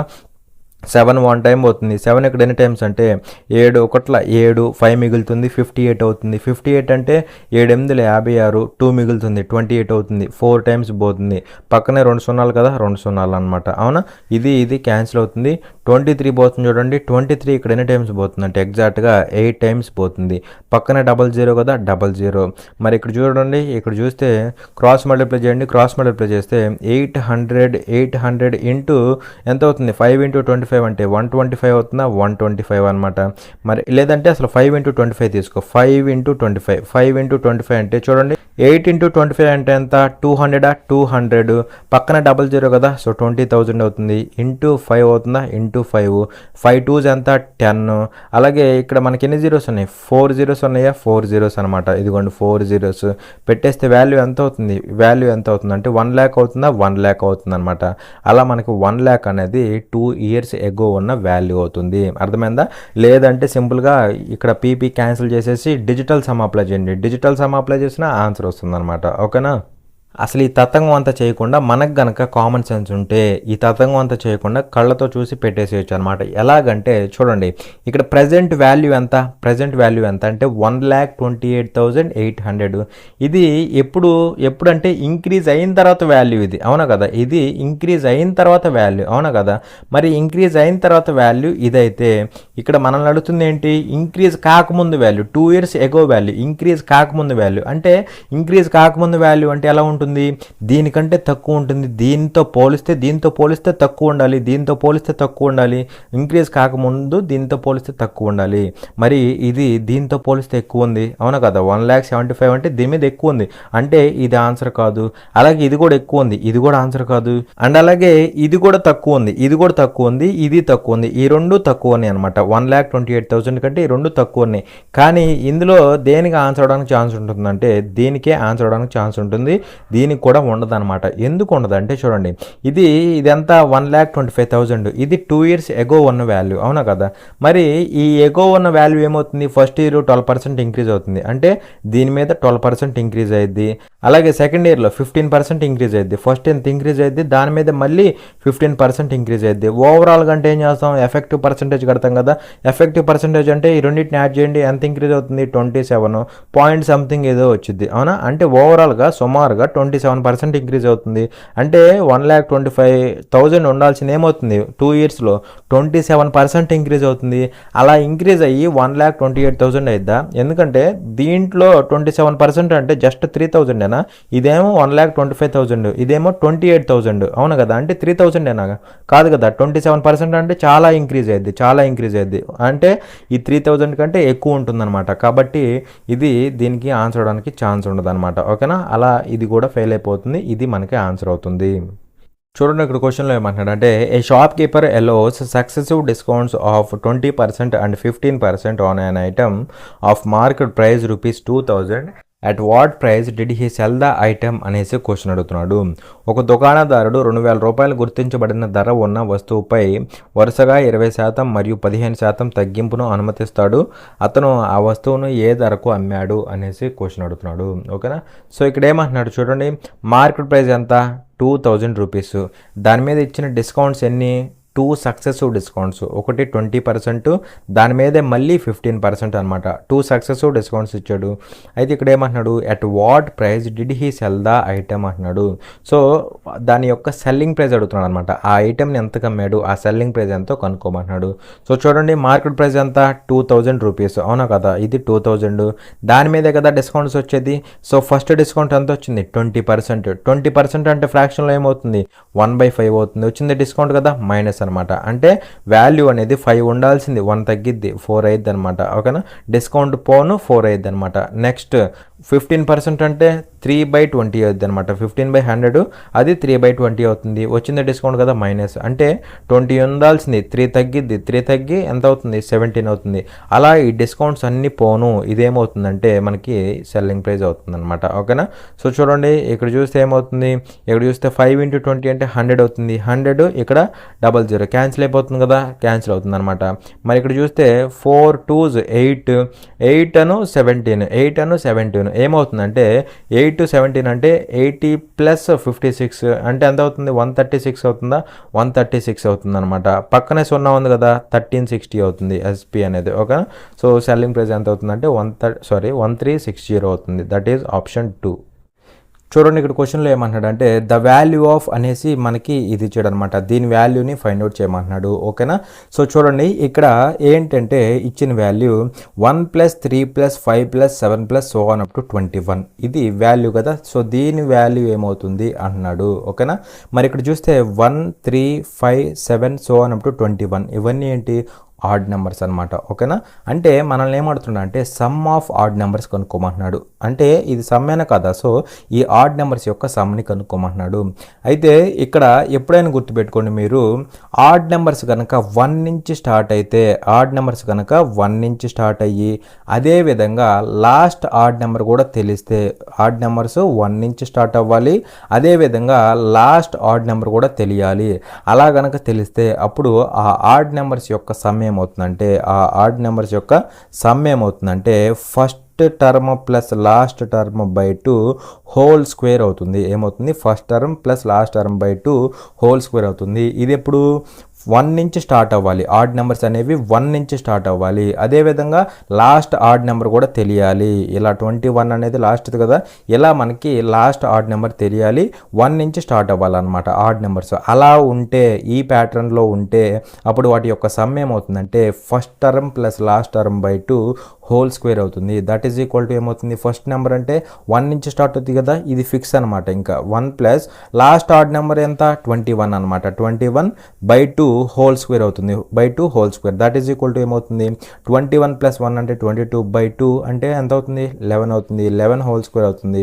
That is equal to 121. అర్థమైందా? సే ఫర్ ఎగ్జాంపుల్ నేను ఇక్కడ ఇలా ఇచ్చాను అనుకోండి, ఇప్పుడు 3 + 5 + 7 + so on up to 21 అని ఇచ్చారనుకోండి, అప్పుడు ఈ ఫార్ములా అప్లికబుల్ అవుతుందా, అవ్వదన్నమాట. ఎందుకంటే నేను చెప్పే కండిషన్ 1 నుంచి స్టార్ట్ అవ్వాలి, 1 నుంచి స్టార్ట్ అవ్వాలి. 1 నుంచి స్టార్ట్ అవ్వకుండా నేను మిడిల్లోంచి ఇచ్చాను అనుకోండి, అప్పుడు ఫార్ములా అనేది ఎగ్జిక్యూట్ అవ్వదన్నమాట. ఓకేనా? సో అది మీరు గుర్తుపెట్టుకోవాల్సిన ఇంపార్టెంట్ పాయింట్ అనమాట. లేదంటే ఇప్పుడు నేను ఎలా ఇచ్చాను అనుకోండి, 1 + 3 + 5 + 9 ఇచ్చాను, 5 + 7 అలా ఇచ్చాను అనుకోండి, ఇప్పుడు 1 నుంచి స్టార్ట్ అవుతున్నాయి. అదేవిధంగా లాస్ట్ ఆడ్ నెంబర్ కూడా తెలుసు. అప్పుడు ఏం చేస్తాం first term plus last term by 2 whole square చేస్తాం. సో ఎంత అవుతుంది, 8/2 అంటే 4 హోల్ స్క్వేర్ అంటే 16 అవుతుంది అనమాట. కావాలని చూడండి 16 వస్తుందో లేదో. 7 3 ఎంత 10, 5 1 ఎంత 6, 10 + 6 ఎంత 16. సరిపోయిందా లేదా? 1 నుంచి స్టార్ట్ అవ్వాలి, లాస్ట్ ఆడ్ నెంబర్ తెలియాలి. అలా మనకి సమ్ అడిగితే ఈ విధంగా first term plus last term by 2 whole square చేస్తే సరిపోతుంది. ఓకేనా? చూడండి ఇక్కడ క్వశ్చన్లో ఏమంటున్నాడు అంటే, the smallest whole number that must be multiplied to 1083 to make it a perfect square is అనేసి క్వశ్చన్ అడుగుతున్నాడు. ఒక పరిపూర్ణ వర్గాన్ని చేయడానికి 1083కి గుణించాల్సిన అతి చిన్న పూర్ణ సంఖ్య ఏది అనేసి క్వశ్చన్ అడుగుతున్నాడు. ఓకేనా? ఇక్కడ ఏమంటున్నాడు, the smallest whole number that must be multiplied to 1083 to make it a perfect square అంటున్నాడు. అంటే ఇక్కడ ఈ 1083ని పర్ఫెక్ట్ స్క్వేర్ చేయాలంటే దీనికి మనం మల్టిప్లై చేయాల్సిన హోల్ నెంబర్ ఏమవుతుంది, ఇది ఒక నెంబర్ అనమాట. ఓకేనా? సో ఈ 1083ని పర్ఫెక్ట్ స్క్వేర్గా మార్చాలంటే దీన్ని ఎలాంటి హోల్ నెంబర్తో మల్టిప్లై చేయాలి, ఆ హోల్ నెంబర్ ఇక్కడ ఇచ్చిన ఆప్షన్స్లో ఏది అవుతుంది అనేసి క్వశ్చన్ అడుగుతున్నాడు. సో ఇక్కడ ఏమొస్తుంది, మనకి మల్టిప్లై చేసినప్పుడు పర్ఫెక్ట్ స్క్వేర్ వస్తుంది అనమాట. ఎందుకంటే పర్ఫెక్ట్ స్క్వేర్ అవుతుంది అన్నాడు కదా. సో అలా ఇక్కడ ఏమొస్తుందంటే మనకి పర్ఫెక్ట్ స్క్వేర్ వస్తుంది. అయితే ఇక్కడ మీరు ఒక పాయింట్ తెలుసుకోవాలి. ఏంటి ఆ పాయింట్ అంటే, ఎప్పుడైనా గుర్తుపెట్టుకోండి, perfect squares do not end with these digits. ఓకేనా? Perfect squares do not end with ఎలాంటి డిజిట్స్తో ఇవి ఎండ్ అవ్వవు అంటే 2378 ఈ డిజిట్స్తో ఈ పర్ఫెక్ట్ స్క్వేర్స్ అనేవి ఎండ్ అవ్వవు. ఓకేనా? సే ఫర్ ఎగ్జాంపుల్ ఇప్పుడు 5 స్క్వేర్ తీసుకున్నాను అనుకోండి, 5 స్క్వేర్ తీసుకుంటే ఎంత అవుతుంది, అది 25 అవుతుంది. ఈ పర్ఫెక్ట్ స్క్వేర్ అనేది 5తో ఎండ్ అయింది, అవునా? లేదంటే ఇప్పుడు సపోజ్ లెటస్ ఇప్పుడు 12 స్క్వేర్ తీసుకున్నాను అనుకోండి, 12 స్క్వేర్ అంటే ఎంత అవుతుంది 144 అనేది పర్ఫెక్ట్ స్క్వేర్. అది దేంతో ఎండ్ అయింది, 4తో ఎండ్ అయింది అనమాట, అవునా? అలా పర్ఫెక్ట్ స్క్వేర్స్ అనేవి ఈ 4 నెంబర్స్తో ఎండ్ అవ్వవు, మిగిలిన నెంబర్స్తో ఎండ్ అవుతాయి. ఈ 4 నెంబర్స్తో ఎండ్ అవ్వవు, మిగిలిన ఏ నెంబర్తో అయినా సరే ఎండ్ అవుతాయి అనమాట. ఓకేనా? అది మీరు గుర్తుపెట్టుకోవాల్సిన పాయింట్. దీనికి రిలేషన్ ఏంటి అంటే, ఇప్పుడు చెప్పేదానికి మనం ఇక్కడ ఏం చేస్తామంటే ఆప్షన్ వెరిఫై చేస్తాం. ఎలా ఆప్షన్ వెరిఫై చేస్తామంటే, ఇక్కడేంటి, ఇది హోల్ నెంబర్ అనమాట, అవునా కదా, స్మాలెస్ట్ హోల్ నెంబర్. సో దీని బదులు మనం ఇక్కడ వాల్యూస్ పెట్టి దాన్ని బట్టి మనం ఇక్కడ ఆప్షన్ వెరిఫై చేస్తాం అనమాట, అవునా? సపోజ్ ఇక్కడ n బదులు నేను 4 పెట్టాను అనుకోండి, n బదులు 4 పెడితే ఏమవుతుంది, n బదులు 4 పెడితే ఇక్కడ లాస్ట్ డిజిట్ ఏంటి 3, ఇక్కడ లాస్ట్ డిజిట్ 4, మరి 3 ఇంటూ 4 అంటే లాస్ట్ డిజిట్ ఏమొస్తుంది, 3 4 12 కదా, అంటే పర్ఫెక్ట్ స్క్వేర్లో లాస్ట్ డిజిట్ అనేది 2 వస్తుంది. కానీ ఇప్పుడే చెప్పా పర్ఫెక్ట్ స్క్వేర్స్ అనేవి 2 3 7 8తో ఎండ్ అవ్వవు అనేసి చెప్పాను. మరి ఇక్కడేమో 4 ఉంటున్నప్పుడు 2తో ఎండ్ అవుతుంది. మరి అది పాసిబుల్ అయిద్దా, అవ్వదు కదా. అంటే n వాల్యూ అనేది ఖచ్చితంగా 4 ఉండకూడదు. ఓకేనా? అలా n వాల్యూ అనేది ఖచ్చితంగా 4 ఉండకూడదు. ఓకేనా? అది అలాగే నెక్స్ట్ 3 చూడండి, 3 చూస్తే ఇక్కడ n బదులు 3 పెడుతున్నా, 3 పెడితే 3 ఇంటూ 3 అంటే పర్ఫెక్ట్ స్క్వేర్లో 9తో ఎండ్ అవుతుంది అనమాట. అవ్వచ్చు కదా, అవ్వచ్చు. ఈ 4తో అవ్వకూడదు, రిమైనింగ్ ఏ నెంబర్తో అయినా అవ్వచ్చు అనమాట. ఓకేనా? ఏ డిజిట్తో అయినా అవ్వచ్చు. సో 9 అవడానికి ఛాన్స్ ఉంది కాబట్టి 3 తీసుకోవచ్చు అనమాట. ఓకేనా? 9 అవుతుంది కాబట్టి లాస్ట్ డిజిట్ అనేది, అవునా? అలాగే 11 తీసుకోండి. 11 తీసుకుంటే ఏమవుతుందంటే ఇక్కడ లాస్ట్ డిజిట్ 3, ఇక్కడ లాస్ట్ డిజిట్ 1. మరి 3 ఇంటూ 1 అంటే లాస్ట్ డిజిట్ ఏమవుతుంది 3 అవుతుంది అనమాట. కానీ పర్ఫెక్ట్ స్క్వేర్స్ అనేవి 3తో ఎండ్ అవుతాయా? అవ్వట్లేదు కదా, అవ్వవు కదా. మరి అలాంటప్పుడు 11 తీసుకోవచ్చా? 11 తీసుకోకూడదు, అలా 11 ఫెయిల్ అయిపోతుంది. నెక్స్ట్ వచ్చేటప్పటికి 2 తీసుకోండి. n బదులు 2 తీసుకుంటే ఏమవుతుంది 3 అను 2, 3 ఇంటూ 2 ఎంత అవుతుంది 6 అవుతుంది. 6తో ఎండ్ అవ్వచ్చు కదా, ప్రశాంతంగా ఎండ్ అవ్వచ్చు. 2 3 7 8తో ఎండ్ అవ్వకూడదు, 6తో మాత్రం ఎండ్ అవ్వచ్చు అనమాట. అంటే 2కి కూడా ఛాన్స్ ఉంది. అలా ఇక్కడ n వాల్యూ ఏమవచ్చు అంటే nకి రెండు పాసిబిలిటీలు ఉన్నాయి అనమాట. ఏంటి ఆ పాసిబిలిటీలు అంటే 2 or 3, n అనేది 2 or 3 అవ్వచ్చు అనమాట. ఓకేనా. అయితే ఇక్కడ మరి 2 అనేది అవుతుందా 3 అనేది అవుతుందా అది మనం తెలుసుకోవాలి. ఈ రెండిట్లో ఒకటే ఆప్షన్ అవుతుంది.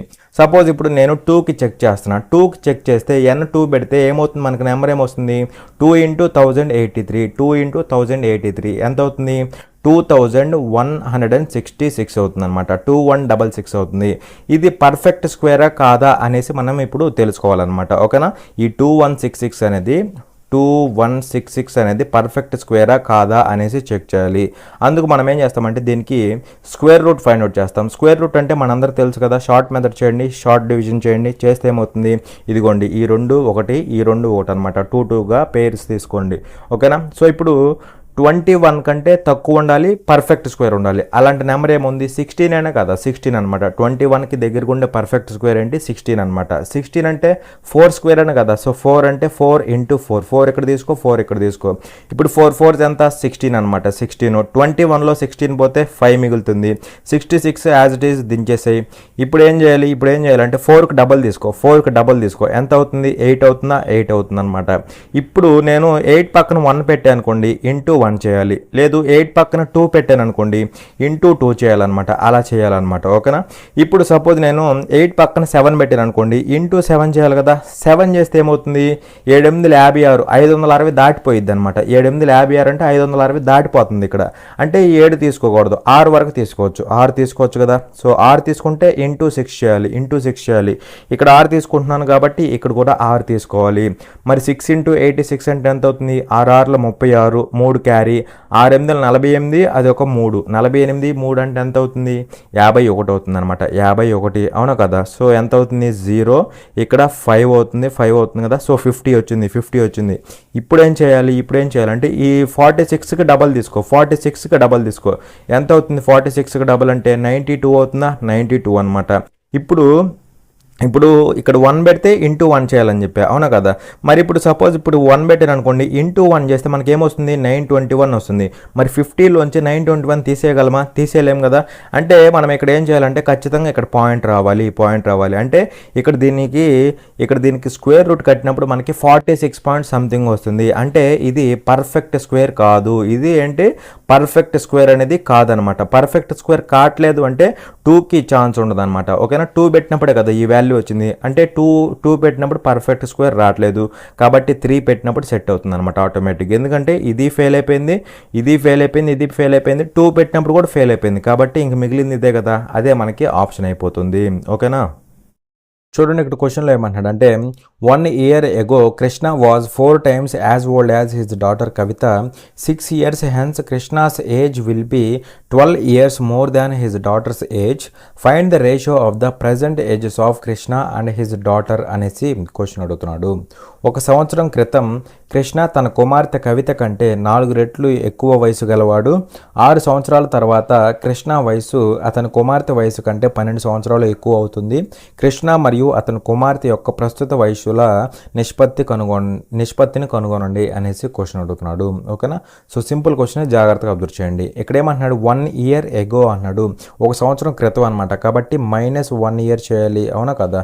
-1 year ఇక్కడ ఎలా ఉంది అంటే ratio Krishna was 4 times as old as his daughter Kavitha. So Krishna age ఎలా ఉందంటే డాటర్ ఏజ్కి 4 times, కృష్ణ ఏజ్ ఎలా ఉంది డాటర్ ఏజ్కి 4 times ఉంది. ఇది ఎప్పుడు 1 year ago అనమాట, అవునా.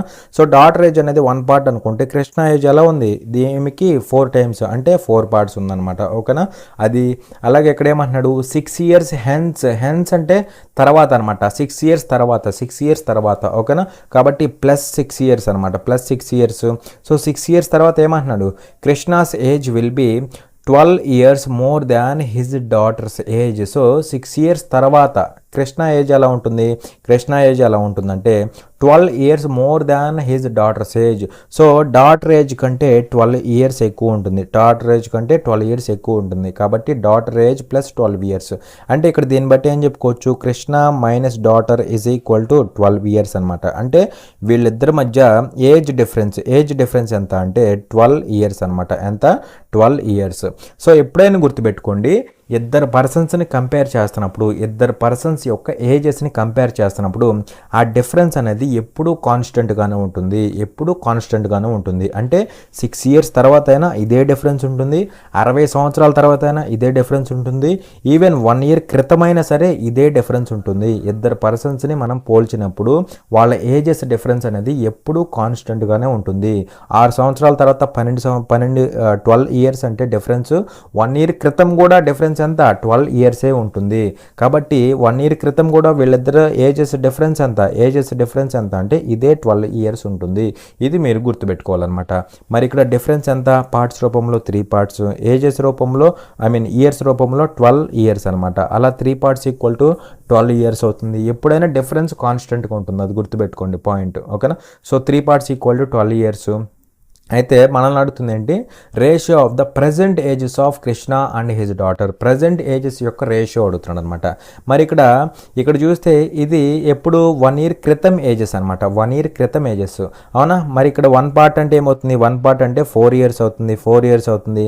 మరి 1 year క్రితం కృష్ణ యొక్క ఏజ్ ఎంత, 4 parts. మరి 1 part 4 years అయితే 4 parts ఏమవుతుంది, 16 years అవుతుంది. అప్పుడు 1 part డాటర్ ఏజ్ 1 part కదా, ఆమె ఏజ్ ఎంత అవుతుంది, 4 years అవుతుంది. ఆమె ఏజ్ ఎంత, 4 years. ఇదంతా ఎప్పుడు అంటే 1 year క్రితం. కానీ మనల్ని అడుగుతుంది 1 year క్రితం కాదు, ఇప్పుడు ప్రజెంట్ వీళ్ళిద్దరి యొక్క ఏజెస్ రేషియో ఎంత అంటున్నాడు. మరి 1 year క్రితం వీడు 16 ఉంటే ప్రజెంట్ ఎంత అవుతాడు అంటే 17 years అవుతాడు, 1 year పెరుగుతాడు. అలాగే ఈమె 4 years ఉంటే 1 year క్రితం ఇప్పుడు ఎంత అవుతుంది, 5 years అవుతుంది. సో కృష్ణకి డాటర్కి కదా అడిగింది రేషియో, సో ఎంత అవుతుంది, 17:5 అవుతుంది అనమాట, ఓకేనా. చూడండి ఇక్కడ క్వశ్చన్లో ఏమన్నాడు అంటే, what is the least 5-digit number which when divided by 15, 24, 35 and 42 the remainder in each case is 13 అనేసి క్వశ్చన్ అడుగుతున్నాడు. 15, 24, 35 మరియు 42 ద్వారా భాగించినప్పుడు ప్రతి సందర్భంలోనూ శేషం 13 ఇచ్చే అతి చిన్న 5 అంకెల సంఖ్య ఏది అనేసి క్వశ్చన్ అడుగుతున్నాడు, ఓకేనా. ఇక్కడ మనల్ని ఏమడుగుతున్నాడు, what is the least 5-digit number. So మనల్ని 5-digit నెంబర్ని ఫైండ్ అవుట్ చేయమంటున్నాడు. మనల్ని ఏమడుగుతున్నాడు, 5-digit నెంబర్ని ఫైండ్ అవుట్ చేయమంటున్నాడు. ఆ నెంబర్ కూడా ఎలా ఉండాలంటే which when divided by 15, 24, 35 and 42 the remainder in each case is 13. అంటే మనం కనుక్కోవాల్సిన ఈ 5-digit నెంబర్ ఏదైతే ఉందో అది ఎలా ఉందంటే 15, 24, 35, 42 వీటి చేత డివైడ్ చేసినప్పుడు ప్రతి సందర్భంలోనూ రిమైండర్ ఎంత వస్తుంది, 13 అలా వస్తుంది అనమాట. అంటే 15 చేత డివైడ్ చేసినప్పుడు 13 రిమైండర్ వచ్చింది, అంటే 13 ఎక్స్ట్రా వచ్చింది అనమాట. 13 ఎక్స్ట్రా వచ్చింది, రిమైండర్ అంటే ఏంటి, ఎక్స్ట్రా రావటం అనమాట. అలాగే 24 చేత డివైడ్ చేస్తే 13 ఎక్స్ట్రా వచ్చింది, 35 చేత డివైడ్ చేసినప్పుడు కూడా 13 ఎక్స్ట్రా వచ్చింది. అలా ప్రతి నెంబర్ చేత డివైడ్ చేసినప్పుడు ప్రతి కేసులో 13 ఎక్స్ట్రా వస్తుంది, 13 రిమైండర్ వస్తుంది, అవునా. అలా రిమైండర్ వచ్చే 5-digit నెంబర్ ఏమవుతుంది అంటున్నాడు. సో ఇక్కడ ఇచ్చినవన్నీ కూడా 5-digit నెంబర్స్ అనమాట. సో ఇక్కడ మనం ఏం చేస్తామంటే ఆప్షన్ వెరిఫై చేయబోతున్నాం. ఎలాగంటే జాగ్రత్తగా అబ్జర్వ్ చేయండి. ఇక్కడ వీటితో డివైడ్ చేస్తే ఎక్స్ట్రా 13 రావాలి, వీటితో డివైడ్ చేస్తే ఎక్స్ట్రా 13 రావాలి. అయితే ఇప్పుడు ఆ ఎక్స్ట్రా 13 ఏదైతే ఉందో అది తీసేసాను అనుకోండి, అప్పుడు ఎగ్జాక్ట్గా వీటితో డివైడ్ అవుతుంది. మామూలుగా అయితే డివైడ్ చేసినప్పుడు 13 ఎక్స్ట్రా వచ్చింది. ఆ ఎక్స్ట్రా 13 కనుక తీసేసాను అనుకోండి, అప్పుడు నెంబర్ అనేది ఏమవ్వాలి, వీటన్నిటి చేత ఎగ్జాక్ట్గా డివిజిబుల్ అవ్వాలి. ఆ పాయింట్ పట్టుకుంటా నేను. సో ఇవి 5-digit నెంబర్స్ కదా. సో వీటిలోంచి నేను ఎక్స్ట్రా 13 తీసేస్తే అప్పుడు వచ్చే నెంబర్ అనేది వీటన్నిటి చేత డివిజిబుల్ అవ్వాలి, అది కండిషన్ అనమాట, ఓకేనా. మరి ఇక్కడ వాల్యూస్ ఏమవుతాయి, తీసేసినప్పుడు వాల్యూస్ ఏమవుతాయి అంటే చూడండి, 10,067లోంచి 13 పోతే ఎంత అవుతుంది, ఇక్కడ 100,54 అవుతుందా, 100,54 అవుతుంది. అలాగే ఇక్కడ వాల్యూ ఏమవుతుంది, 100,60 అవుతుందా, 60. అలాగే ఇక్కడ వాల్యూ ఏమవుతుంది 100 అవుతుందా 80. అలాగే ఇక్కడ వాల్యూ ఏమవుతుంది 100 ఇక్కడ ఎంత అవుతుంది 93 అవుతుందా 93 అవుతుంది అనమాట. అవునా 10093 అవుతుంది అనమాట. సో ఇవి వాల్యూస్ అనమాట. ఈ వాల్యూస్లో ఏ నెంబర్ అయితే వీటన్నిటి చేత డివిజిబుల్ అవుతుందో ఆ నెంబరే మనకి ఆన్సర్ అయిపోతుంది అనమాట. దాని ఎదురు ఉన్నదే మనకి ఆన్సర్ అవుతుంది. అది పాయింట్ అనమాట. ఓకేనా. సో ఇప్పుడు ఫస్ట్ 15తో చూద్దాం. 15తో డివిజిబుల్ అవ్వాలంటే దాని ఫ్యాక్టర్స్ అయినా 5 3, ఎందుకంటే 5 into 3 కదా. సో 5 3తో డివిజిబుల్ అవ్వాలి. సో ఫస్ట్ 5తో చూద్దాం. మరి 5తో డివిజిబుల్ అవ్వాలంటే లాస్ట్లో 0 కానీ 5 కానీ ఉండాలి. 5తో డివిజిబుల్ అవ్వాలంటే లాస్ట్లో 0 కానీ 5 కానీ ఉండాలి. మరి ఇక్కడ లాస్ట్లో 0 కానీ 5 కానీ ఉందా? లేదు కదా, రాంగ్ ఆప్షన్. ఇక్కడ ఉంది. ఈ రెండింటికి ఆన్సర్స్ అవ్వడానికి ఛాన్స్ ఉంటుంది. ఇక్కడ 0 కానీ 5 కానీ ఉందా? లేదు కదా. మరి దీంట్లో అవ్వట్లేదంటే అవనట్టే, ఇంకా క్యాన్సిల్కి ఇది. ఈ రెండు ఫెయిల్ అయిపోతాయి. అలాగే ఇక్కడ చూడండి, ఇక్కడ 3తో కూడా డివిజిబుల్ అవ్వాలి కదా. 3తో కూడా డివిజిబుల్ అవ్వాలి. మరి 3తో డివిజిబుల్ అవ్వాలంటే ఏమవ్వాలి? సమ్ ఆఫ్ ద డిజిట్స్ అనేది 3 మల్టిపుల్ అవ్వాలి. అవునా. మరి ఇక్కడ చూస్తే 1 + 6 మొత్తాన్ని యాడ్ చేస్తే 7 అవుతుంది. 7 అనేది 3లో పోతుందా? 7లో 3 పోతుందా? పోదు కదా. పోదు కాబట్టి ఇది కూడా ఫెయిల్ అయిపోతుంది. డైరెక్ట్గా ఇదే మనకి ఆప్షన్ అయిపోతుంది. ఓకేనా. సో అలా ఇక్కడ ఒక్క పాయింట్ పట్టుకుని అయిపోయింది. ఇక్కడ ఏంటంటే వీటితో డివైడ్ చేసినప్పుడు ఎక్స్ట్రా 13 రావాలి, రిమైండర్ 13 రావాలి. ఆ ఎక్స్ట్రా నేను తీసేస్తే ఆ వచ్చే నెంబర్స్ అనేవి వీటి చేత డివిజిబుల్ అవ్వాలి. అలాంటి నెంబర్ ఏదైతే ఉందో అదే మనకు ఆన్సర్ అవుతుంది. అది ఎంత అంటే మనకి దీని ఎదురు ఉన్న ఆప్షన్ ఏంటి? ఇది అనమాట. సో ఇది మనకి ఆన్సర్ అవుతుంది, థర్డ్ ఆప్షన్ అనేది. ఓకేనా. 10,093 అనేది ఆన్సర్ అవుతుంది.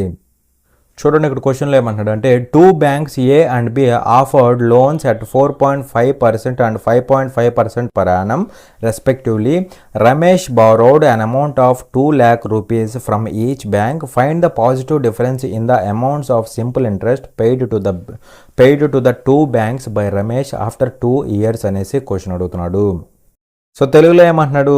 ఏ మరియు బి అనే 2 బ్యాంకులు వరుసగా సంవత్సరానికి 4.5% మరియు 5.5% చొప్పున రుణాలు ఇచ్చాయి. రమేష్ ప్రతి బ్యాంకు నుండి 2 లక్షల రూపాయల మొత్తాన్ని అప్పుగా తీసుకున్నాడు. 2 సంవత్సరాల తర్వాత రమేష్ 2 బ్యాంకులకు చెల్లించిన బారు వడ్డీ మొత్తాల మధ్య ధనాత్మక వ్యత్యాసాన్ని కనుగొనండి అనేసి క్వశ్చన్ అడుగుతున్నాడు. ఓకేనా. సో ఇక్కడ 2 బ్యాంక్స్ ఉన్నాయి. 2 బ్యాంక్స్, ఒకటి ఏ ఇంకొకటి బి అనమాట. అలాగే ఇక్కడ ఏమంటున్నాడు? Offered loans at 4.5% and 5.5% per annum. So ఈ 2 లోన్స్ ఇస్తున్నాయి అనమాట. ఎలాగంటే రెస్పెక్టివ్లీ అంటున్నాడు. సో ఫస్ట్ దాని యొక్క ఇంట్రెస్ట్ ఎలా ఉంటుందంటే 4.5% పర్ యానం. సో ఈ విధంగా ఇంట్రెస్ట్ ఉంటుంది. సెకండ్ దానికి ఇంట్రెస్ట్ ఎలా ఉంటుందంటే 5.5% పర్ యానం. అంటే 1 ఇయర్కి ఇక్కడ 4.5% ఇంట్రెస్ట్ పే చేయాలి మనం లోన్ తీసుకున్నప్పుడు. ఇక్కడ 1 ఇయర్కి యానం కదా, 1 ఇయర్కి 5.5% మనం 1 ఇయర్కి పే చేయాలన్నమాట. అలా ఈ విధంగా ఇంత ఇంట్రెస్ట్లతో లోన్స్ అయితే ఇస్తున్నాయి అనమాట. అలాగే ఇక్కడ ఏమంటున్నాడు? Ramesh borrowed an amount of 2 lakhs from each bank. అంటే రమేష్ అనేవాడు ఈ 2 బ్యాంకుల దగ్గర నుంచి 2 లక్షలు ప్రతి బ్యాంకు దగ్గర నుంచి 2 లక్షల రూపాయలు అయితే తీసుకున్నాడు అనమాట అప్పుగా. ఓకేనా. సో ఇక్కడ 2 lakhs తీసుకున్నాడు, ఇక్కడ కూడా 2 lakhs తీసుకున్నాడు. అయితే ఇక్కడ క్వశ్చన్లో ఏమంటున్నాడు అంటే find the positive difference in the amounts of simple interest paid to the 2 banks by Ramesh after 2 years. అంటే 2 years తర్వాత రమేష్ అనేవాడు ఈ బ్యాంకుకి కొంత ఇంట్రెస్ట్ కడతాడు, ఈ బ్యాంకు కూడా కొంత ఇంట్రెస్ట్ కడతాడు. ఆ కట్టే సింపుల్ ఇంట్రెస్ట్ ఉంది కదా, ఆ కట్టే సింపుల్ ఇంట్రెస్ట్లకు మధ్య డిఫరెన్స్ ఎంత, పాజిటివ్ డిఫరెన్స్ ఎంత అంటున్నాడు. మరి ఇక్కడ 2 yearsకి, ఇక్కడ 2 yearsకి, ఇక్కడ కూడా 2 yearsకి. మరి 2 yearsకి ఎంత పే చేస్తాడు అంటే చూడండి, ఇక్కడ ఇంట్రెస్ట్ ఎంత 4.5% పర్ యానం. అంటే 1 yearకి 4.5% పే చేయాలి, అప్పు తీసుకున్న వాళ్ళు. అవునా. మరి సింపుల్ ఇంట్రెస్ట్ కాబట్టి కాన్స్టెంట్గా ఉండిద్ది. 2 yearsకి ఏమవుతుంది? 2 ఇంటూ 4.5%. అంటే వీడు 2 ఇయర్స్కి ఎంత పే చేయాలి, 2 ఇయర్స్కి ఎంత పే చేయాలంటే 9% పే చేయాలి. 9% పే చేయాలి. ఎందులో 9%? వీడు తీసుకున్న దాంట్లో 9%. అంటే 9% ఆఫ్ 2 lakhs. 2 lakhsలో 9%ని వీడు సింపుల్ ఇంట్రెస్ట్గా పే చేయాలి. ఓకేనా? సో ఇది ఇక్కడ సింపుల్ ఇంట్రెస్ట్. అలాగే ఇక్కడ 1 ఇయర్కి ఎంత పే చేస్తాడు? 1 ఇయర్కి 5.5%. అప్పుడు 2 ఇయర్స్కి ఏమవుతుంది? 2 ఇయర్స్కి 2 ఇంటూ 5.5% అంటే ఎంత అవుతుంది? 11% పే చేయాలి. ఎందులో 11%? వీడు తీసుకున్న 2 lakhsలో. అంటే 11% ఆఫ్ 2 lakhs అనమాట. 2 lakhsలో 11%ని వీడు సింపుల్ ఇంట్రెస్ట్గా పే చేయాలి 2 ఇయర్స్లో. అవునా? అయితే ఇక్కడ మనల్ని అడిగింది ఏంటంటే ఈ సింపుల్ ఇంట్రెస్ట్ల మధ్య పాజిటివ్ డిఫరెన్స్ ఎంత అంటున్నాడు. పాజిటివ్ డిఫరెన్స్ అంటే ఏం లేదు, పెద్ద దాంట్లోంచి చిన్న తీసేయడమే అంతే, అంతమించి ఏం లేదు. ఇక్కడ పెద్దదంటే 11% ఎక్కువ. 2 lakhs కామన్, 11% ఎక్కువ, 9% తక్కువ. కాబట్టి 11 మైనస్ 9 చేయాలన్నమాట. అదే ఇక్కడ డిఫరెన్స్ అనమాట. ఓకేనా? సో ఏమవుతుంది? ఇది మైనస్ ఇది మైనస్ ఇది చేస్తే ఏమవుతుందో చూడండి. ఇక్కడ 2 lakhs కామన్ వస్తుందా? 2 lakhs కామన్ వస్తుంది. 2 lakhs కామన్. 11% మైనస్ 9% అవుతుందా? 9%. అంటే డిఫరెన్స్ ఏమవుతుంది అంటే ఇక్కడ 2% అవుతుందా? 2% అంటే 2/100 ఇంటూ 2 lakhs. 2 lakhs అంటే 2 అను 5 zeros అనమాట. అవునా? సో ఇక్కడ ఏమవుతుందంటే క్యాన్సిల్ చేస్తే ఏమవుతుందో చూడండి. 00 ఇక్కడ 00 క్యాన్సిల్. 2 ఇంటూ 2 4 అవుతుందా? 4 అని ఇక్కడ 000 ఉంటుందా? 4000 అవుతుంది అనమాట. అలా డిఫరెన్స్ ఎంత అంటే 4000 రూపీస్. అర్థమైందా? ఇక్కడ 1 ఇయర్కి 4.5% ఇంట్రెస్ట్ పే చేయాలి. 2 ఇయర్స్కి కాబట్టి 9%. ఎందులో వీడు తీసుకున్న దాంట్లో 9% పే చేయాలి. అంటే 9% ఆఫ్ 2 lakhs. ఇక్కడ 1 ఇయర్కి 5.5%, 2 ఇయర్స్కి 11%. ఎందులో 2 lakhsలో అనమాట. సో అలా వీటి మధ్య డిఫరెన్స్ కాబట్టి 2% వచ్చింది. ఇక్కడ డిఫరెన్స్ 2% ఆఫ్ 2 lakhs అనమాట. ఓకేనా? అలా 4000 అనేది ఆన్సర్ వచ్చింది. ఓకేనా? చూడండి ఇక్కడ క్వశ్చన్లో ఏమంటున్నాడు అంటే if x is to y is equal to 7:3 then x² plus y² is to x² minus y² అనేసి క్వశ్చన్ అడుగుతున్నాడు. ఓకేనా? సో ఇక్కడ మనకి ఏమి ఇచ్చాడు? x is to y is equal to 7:3 అయితే x² plus y² is to x² minus y² ఎంత అనేసి క్వశ్చన్ అడుగుతున్నాడు. ఓకేనా? So x is to y అంటే ఏంటి? సింపుల్గా x/y ఈజ్ ఈక్వల్ టు 7:3 అంటే 7/3 అనమాట. మనల్ని ఏమడుగుతున్నాడు? x² plus y² is to అంటే divided by x² minus y² అనమాట. సో ఈ వాల్యూ ఎంతో ఫైండ్ అవుట్ చేయమంటున్నాడు. మరి ఇక్కడ మీరు క్లియర్గా అబ్జర్వ్ చేస్తే ఇక్కడ ఈచ్ అండ్ ఎవ్రీ టర్మ్లో డిగ్రీ అనేది సేమ్గా ఉంది. హైయెస్ట్ పవర్ అనేది 2 అలా ఉంది. Nothing but it is a homogeneous equation అనమాట. హోమోజీనియస్ ఈక్వేషన్ అనమాట. ఓకేనా? సో ఈక్వేషన్ కాబట్టి డైరెక్ట్గా x వాల్యూ 7, y వాల్యూ 3 డైరెక్ట్గా సబ్స్టిట్యూట్ చేసేయచ్చు అనమాట. మళ్ళీ x అంటే 7a ఇదేమో 3a అలా తీసుకోవాల్సిన అవసరం లేదు. డైరెక్ట్గా సబ్స్టిట్యూట్ చేసేయచ్చు అనమాట. సో x² అంటే 7² ఎంత? 49 ప్లస్ y² అంటే 3² అంటే ఎంత? 9 అవుతుంది. డివైడెడ్ బై సేమ్ 49 కాకపోతే మైనస్ 9 అనమాట. దట్ ఈజ్ ఈక్వల్ టు ఏమవుతుంది? 49 ప్లస్ 9 అంటే ఎంత అవుతుంది? 58 అవుతుందా? 58 డివైడెడ్ బై ఇది ఎంత అవుతుంది? 40 అవుతుందా? సో ఇక్కడ 2 పోతుంది కదా, 2 ఇక్కడ 20 టైమ్స్ పోతుంది, 2 ఇక్కడ 29 టైమ్స్ పోతుంది. మనల్ని అడిగింది ఏంటి? రేషియో కదా, రేషియో కాబట్టి 29:20 అనేసి చెప్పేసేయాలి. ఓకేనా? That is option 1. అంతేగాని మళ్ళీ పాయింట్లో రాస్తా అంటే కుదరదు. రేషియో కదా అడిగింది. చూడండి ఇక్కడ క్వశ్చన్లో ఏమంటాడంటే the following table shows the number of 2 wheelers sold by 5 automobile companies named K, L, M, N and O in 3 different years from 2019, 2020, 2021. Study the table and answer the question అనేసి అంటున్నాడు. 2019, 2020, 2021 నుండి 3 వేర్వేరు సంవత్సరాలలో K, L, M, N మరియు O అనే 5 automobile కంపెనీలు విక్రయించిన ద్విచక్ర వాహనాల సంఖ్యను ఈ కింది పట్టిక చూపిస్తుంది. పట్టికను అధ్యయనం చేసి ప్రశ్నకు సమాధానం ఇవ్వండి అనేసి మనకి కొంత డేటా అయితే ఇచ్చాడనమాట. ఓకేనా? సో ఇక్కడ KL, M, N, O ఇవేంటంటే కంపెనీస్ అనమాట. అలాగే ఇక్కడ ఇవేంటంటే ఇయర్స్ అనమాట. అవునా? అలాగే ఇక్కడున్న ఈ డేటా ఏంటి అంటే ఆ పర్టికులర్ ఇయర్లో ఆ పర్టికులర్ కంపెనీ యొక్క సేల్ అనమాట. ఓకేనా? సేల్ అనమాట. ఏం సేల్ ఇది?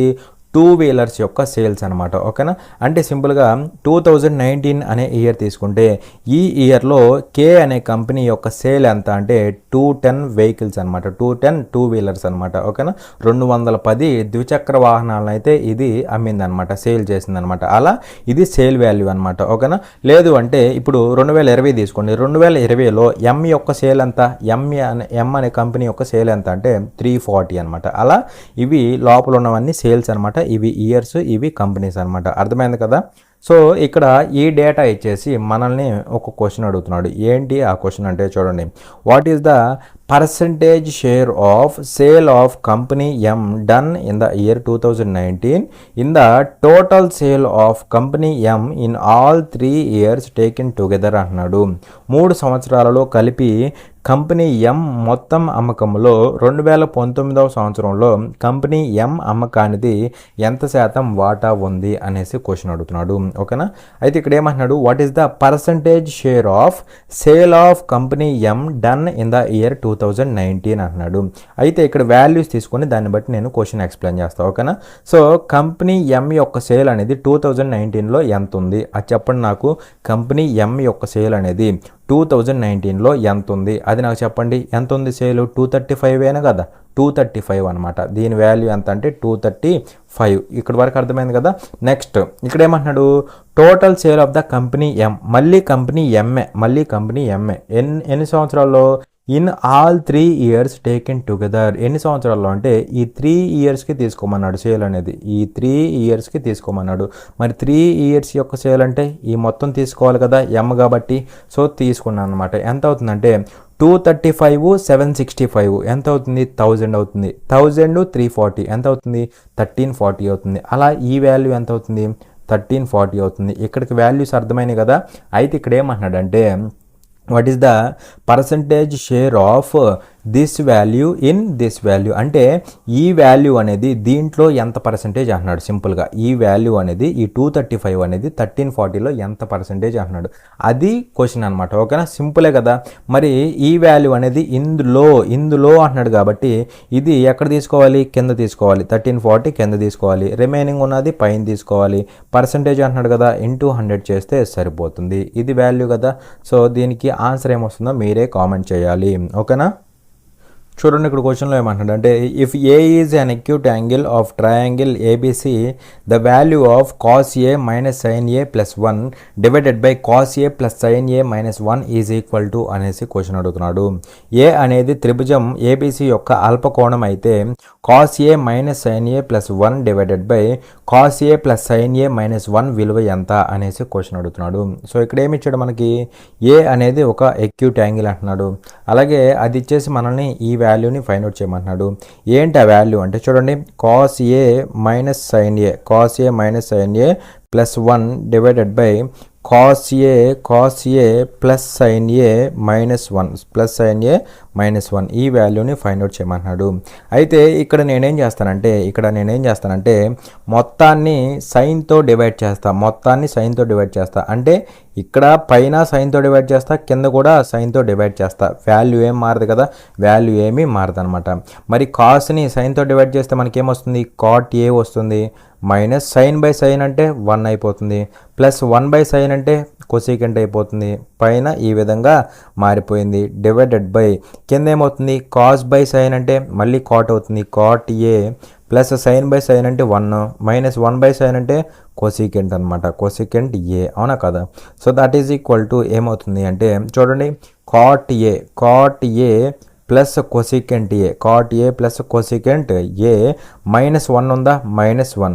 అయితే ఈ 1 బదులు నేనేం పెట్టొచ్చు అంటే ఈ రెండింటిని వాడుకొని కొసీకెంట్ని కాట్ని వాడుకొని 1 బదులు ఏం పెట్టొచ్చు, కొసీకెంట్ స్క్వేర్ ఏ మైనస్ కాట్ స్క్వేర్ ఏ పెట్టొచ్చు. అవునా కదా, ఎందుకంటే ఇది 1 కదా.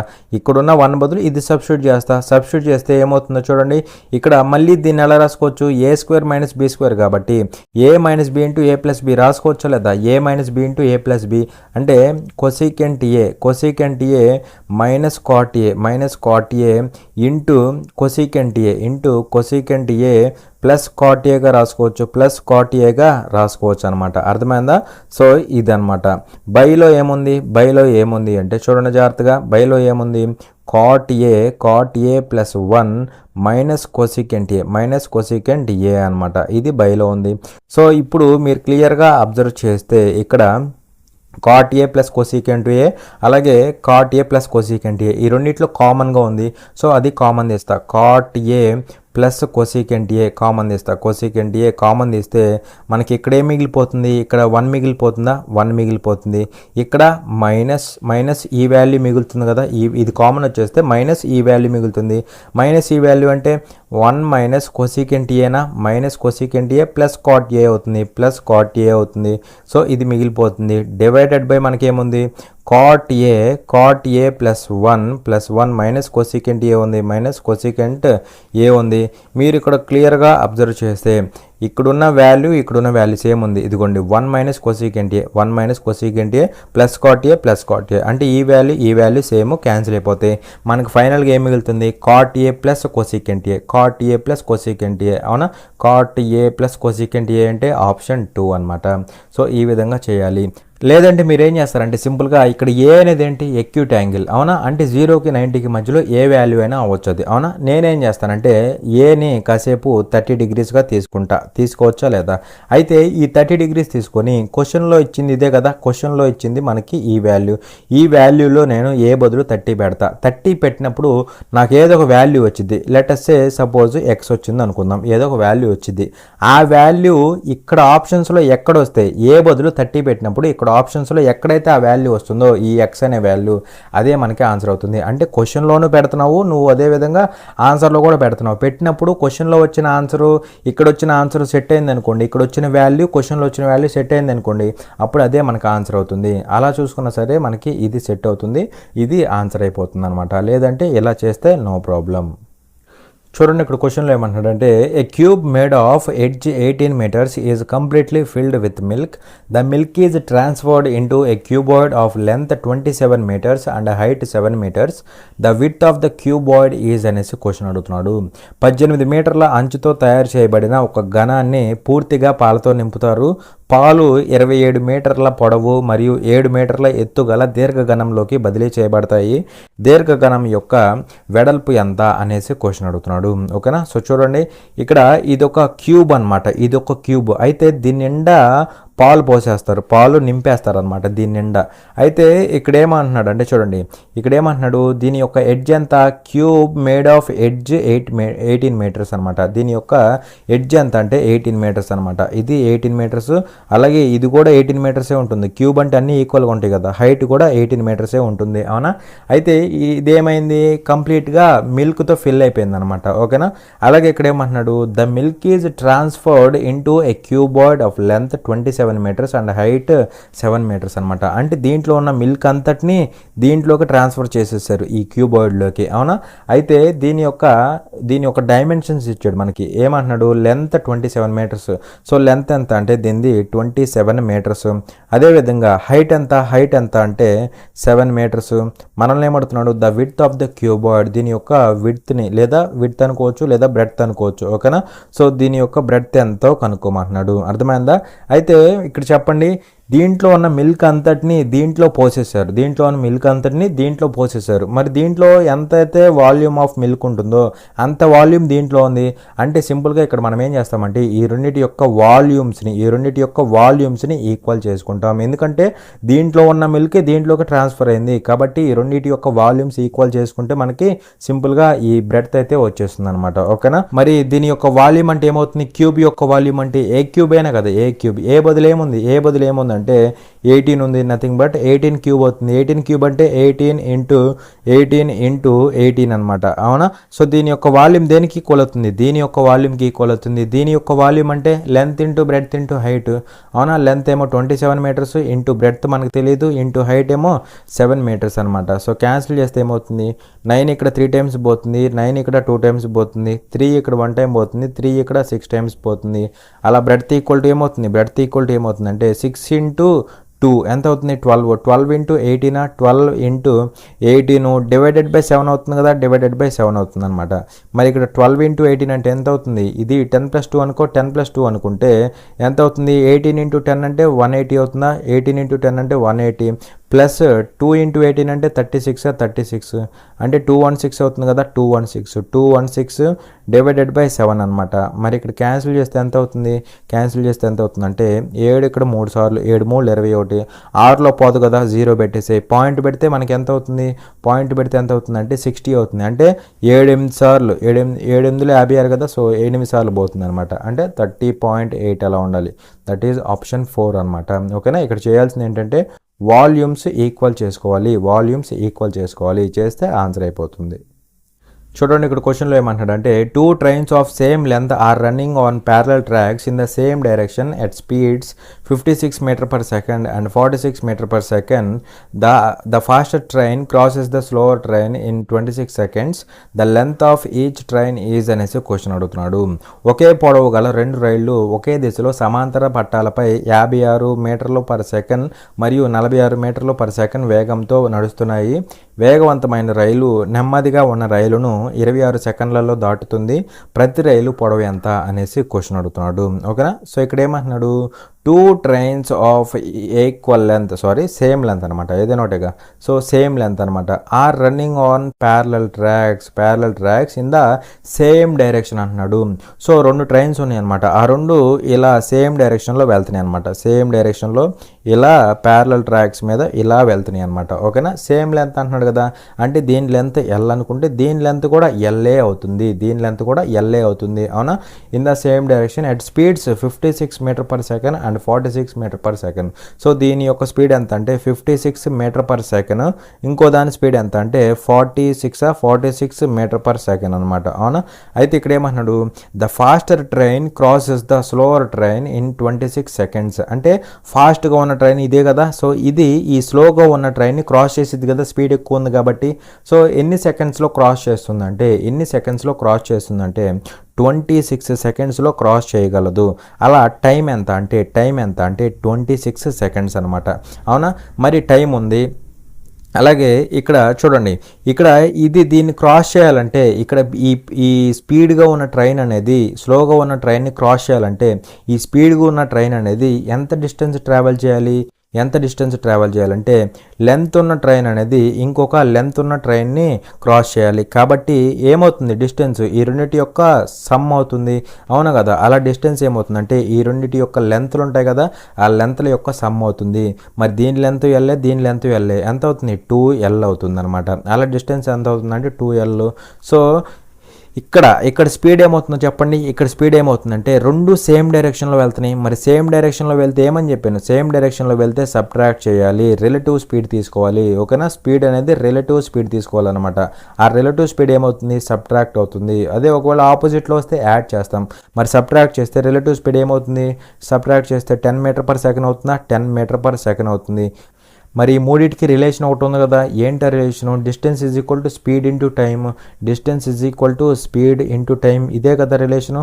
డిస్టెన్స్ ఎంత, 2 times of length of the train is equal to speed ఎంత 10 metre per second into time ఎంత 26 సెకండ్స్ అవుతుంది. అవునా కదా. సో ఇక్కడ క్యాన్సిల్ చేస్తే 2 1 టైము 2 ఇక్కడ 13 times, 13 into 10 అంటే ఎంత అవుతుంది, లెంత్ అనేది 130 మీటర్స్ అవుతుంది అనమాట. ఓకేనా. ఇవి మీటర్ పర్ సెకండ్లో ఉన్నాయి, ఇది సెకండ్లో ఉంది కాబట్టి లెంత్ ఏమవ్వాలి, మీటర్స్లో ఉండాలి. అవునా. సో 130 మీటర్స్ అనేది ఆన్సర్ అవుతుంది. అర్థమైందా. చూడండి ఇక్కడ క్వశ్చన్లో ఏమంటున్నాడు అంటే find the surface area of a sphere whose radius is 7 centimeters, use pi is equal to 22/7 అనేసి క్వశ్చన్ అడుగుతున్నాడు. 7 సెంటీమీటర్ల వ్యాసార్థం ఉన్న గోళం యొక్క ఉపరితల వైశాల్యాన్ని కనుగొనండి అనేసి క్వశ్చన్ అడుగుతున్నాడు. ఓకేనా. మనల్ని ఏం కనుక్కోమంటున్నాడు, సర్ఫేస్ ఏరియా ఆఫ్ ఏ స్పియర్ని కనుక్కోమంటున్నాడు. అది కనుక్కోవడం కోసం మనకేమి ఇచ్చాడు, రేడియస్ ఈజ్ 7 centimeters అంటున్నాడు. అదేవిధంగా పై ఈక్వల్ టు 22/7 అంటున్నాడు. ఓకేనా. అనకపోయినా మనం అది తీసుకుంటాం అనుకోండి, అది వేరే విషయం. ఇక్కడ మనల్ని ఏమడుగుతున్నాడు, surface area of the sphere అడుగుతున్నాడు. మరి surface area of the sphere అంటే ఏమవుతుంది, 4πr² అవుతుంది. ఏమవుతుంది, 4πr² అవుతుంది. సో సబ్స్టిట్యూట్ చేస్తే ఏమవుతుంది, 4 into π అంటే 22/7 ఇంటూ r² అంటే r అంటే 7 centimeters కదా, సో 7 into 7 అనమాట. మరి ఇక్కడ క్యాన్సిల్ చేస్తే ఏమవుతుంది, 7 గెట్ క్యాన్సిల్డ్. సో ఇక్కడ ఏమవుతుందండి చూడండి, ఇక్కడ 4 into 22 అంటే ఎంత అవుతుంది, 88 into 7 అవుతుందా, కదా, 7×8 = 56, 5 క్యారీ 7×8 = అది ఒక 5 ఎంత అవుతుంది, 616 అవుతుందా, 61 అవుతుంది, 616 అవుతుంది అనమాట. సో 616 స్క్వేర్ సెంటీమీటర్స్ అవుతుంది. దట్ ఈస్ ఆప్షన్ 1 అనమాట. ఓకేనా. చూడండి ఇక్కడ క్వశ్చన్లో ఏమంటున్నాడు అంటే ద వాల్యూ ఆఫ్ అనేసి మనకి ఈ వాల్యూ ఇచ్చాడు, దీన్ని ఫైండ్ అవుట్ చేయమంటున్నాడు. ఓకేనా. చూడండి ఇక్కడ ఇదేమవుతుంది 2/3 అవుతుందా, 2/3 ప్లస్ 1 ఇక్కడ ఇదేమవుతుంది చూడండి, క్రాస్ మల్టిప్లై చేస్తే ఎంత అవుతుంది మనకి, 5 + 4 అవుతుందా, 9 అవుతుంది. 9 బైలో 5 ఉంటుంది, అవునా కదా, ఎల్సిఎం 5 అవుతుంది. ఈ 5 పైకి వెళ్ళిపోతుంది కదా, సో 5ని పైకి తీసుకెళ్ళిపోవచ్చు కదా, సో 5 పైకి వెళ్తే ఏమవుతుంది, ఇక్కడ పైన 5 అయిపోతుంది అనమాట. ఓకేనా. పైన ఏమవుతుంది డైరెక్ట్గా 5/9 అయిపోతుంది ఈ వాల్యూ అనేది. అర్థమైందా, -5/6 అనమాట, -5/6. So that is equal to ఏమవుతుంది, ఇక్కడ ఎల్సిఎం ఎంత, 3కి 3కి 9కి 6కి ఎల్సిఎం ఏమవుతుంది 18 అయినా కదా, 18 అనమాట. 18లో 3 అనేది ఎన్ని టైమ్స్ పోతుంది, 6 టైమ్స్ పోతుంది. 6 2s 12 అనమాట. ప్లస్ 18లో 9 అనేది 2 టైమ్స్, 2 5s 10 అనమాట. మైనస్ 18 అనేది 18లో 6 అనేది 3 టైమ్స్ పోతుంది.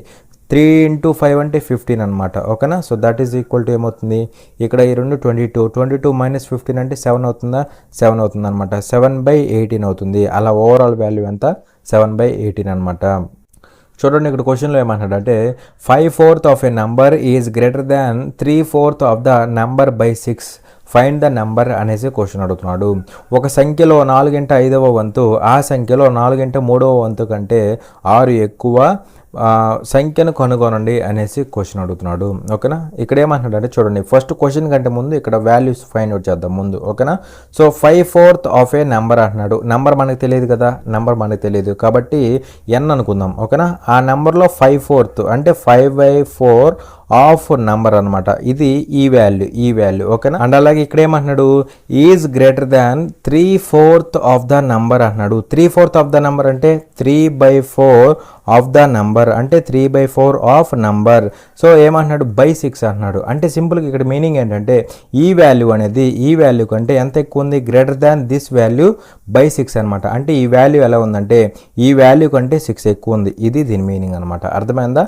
సో ఇది మరి ఇక్కడ చూడండి, ఇక్కడ చూస్తే ఏమవుతుందంటే ఇదేమవుతుంది 5n/4 అవుతుందా, 5n/4 అవుతుంది. ఈజ్ ఈక్వల్ టు ఇక్కడ 3n/4 అవుతుందా, 3n/4 అవుతుంది. ప్లస్ 6 అనమాట. ఇక్కడ ఎల్సిఎం ఏమవుతుంది, ఇక్కడ 4 అవుతుంది, 5n అలాగే ఉంటుంది. ఇక్కడ ఎల్సిఎం ఏమవుతుంది, ఇక్కడ 4 అవుతుంది, 3n అలాగే ఉంటుంది. ప్లస్ క్రాస్ మల్టిప్లై చేస్తే 4 6 24 అనమాట. 4 గెట్ క్యాన్సిల్డ్. ఈ 3n ఇటు వస్తే 2n అవుతుందా, మొత్తం టోటల్గా 2n అవుతుంది. ఈజ్ ఈక్వల్ టు 24 అవుతుంది. అలా వాల్యూ ఏమవుతుంది, n వాల్యూ నంబర్ ఏమవుతుంది 12 అవుతుంది కదా, 12 అవుతుంది అనమాట. ఓకేనా. So that is 12. చూడండి ఇక్కడ క్వశ్చన్లో ఏమంటాడంటే pipe A is 3 times faster than pipe B, both pipes together fill A tank in 36 minutes, how much time will pipe A alone take to fill the tank అనేసి question అడుగుతున్నాడు. Pipe A pipe B కంటే 3 రెట్లు వేగంగా ఉంటుంది. 2 పైపులు కలిసి 36 నిమిషాల్లో ట్యాంకును నింపుతాయి. Pipe ఏ మాత్రమే ట్యాంకును నింపడానికి ఎంత సమయం పడుతుంది అనేసి క్వశ్చన్ అడుగుతున్నాడు. ఓకేనా. సో ఇక్కడ ఏమంటున్నాడు, pipe A is 3 times faster than pipe B. అంటే పైప్ ఏ ఎలా ఉందంటే పైప్ బితో పోలిస్తే 3 times ఫాస్ట్గా ఉందన్నమాట. పైప్ బితో పోలిస్తే 3 times ఫాస్ట్గా ఉందన్నమాట. అంటే ఇక్కడ దీని మీనింగ్ ఏంటి, పైప్ ఏ యొక్క ఎఫిషియన్సీ అనేది పైప్ బి ఎఫిషియన్సీకి 3 times ఉంది. ఏ యొక్క ఎఫిషియన్సీ అనేది బి యొక్క ఎఫిషియన్సీకి 3 times ఉంది. సపోజ్ ఇక్కడ బి యొక్క ఎఫిషియన్సీ 1 part అనుకుంటే అప్పుడు పైప్ ఏది ఎంత అవ్వాలి, బికి 3 times ఫాస్టర్ దాన్ బి అంటున్నాడు కదా, బికి 3 times ఉండాలన్నమాట. అంటే ఏ యొక్క ఎఫిషియన్సీ 3 parts ఉంటుంది. ఇలా వీళ్ళిద్దరి యొక్క ఎఫిషియన్సీలు ఉంటాయి అనమాట. అలాగే ఇక్కడ ఏమంటున్నాడు, both pipes together fill A tank in 36 minutes. అంటే వీళ్ళిద్దరూ కలిసి ఎవరు ఏ అండ్ బి వీళ్ళిద్దరూ ఒక ట్యాంక్ని ఎన్ని నిమిషాల్లో ఫిల్ చేయగలరు, 36 minutesలో అయితే ఫిల్ చేయగలరు. అవునా కదా, 36 minutesలో ఫిల్ చేయగలరు.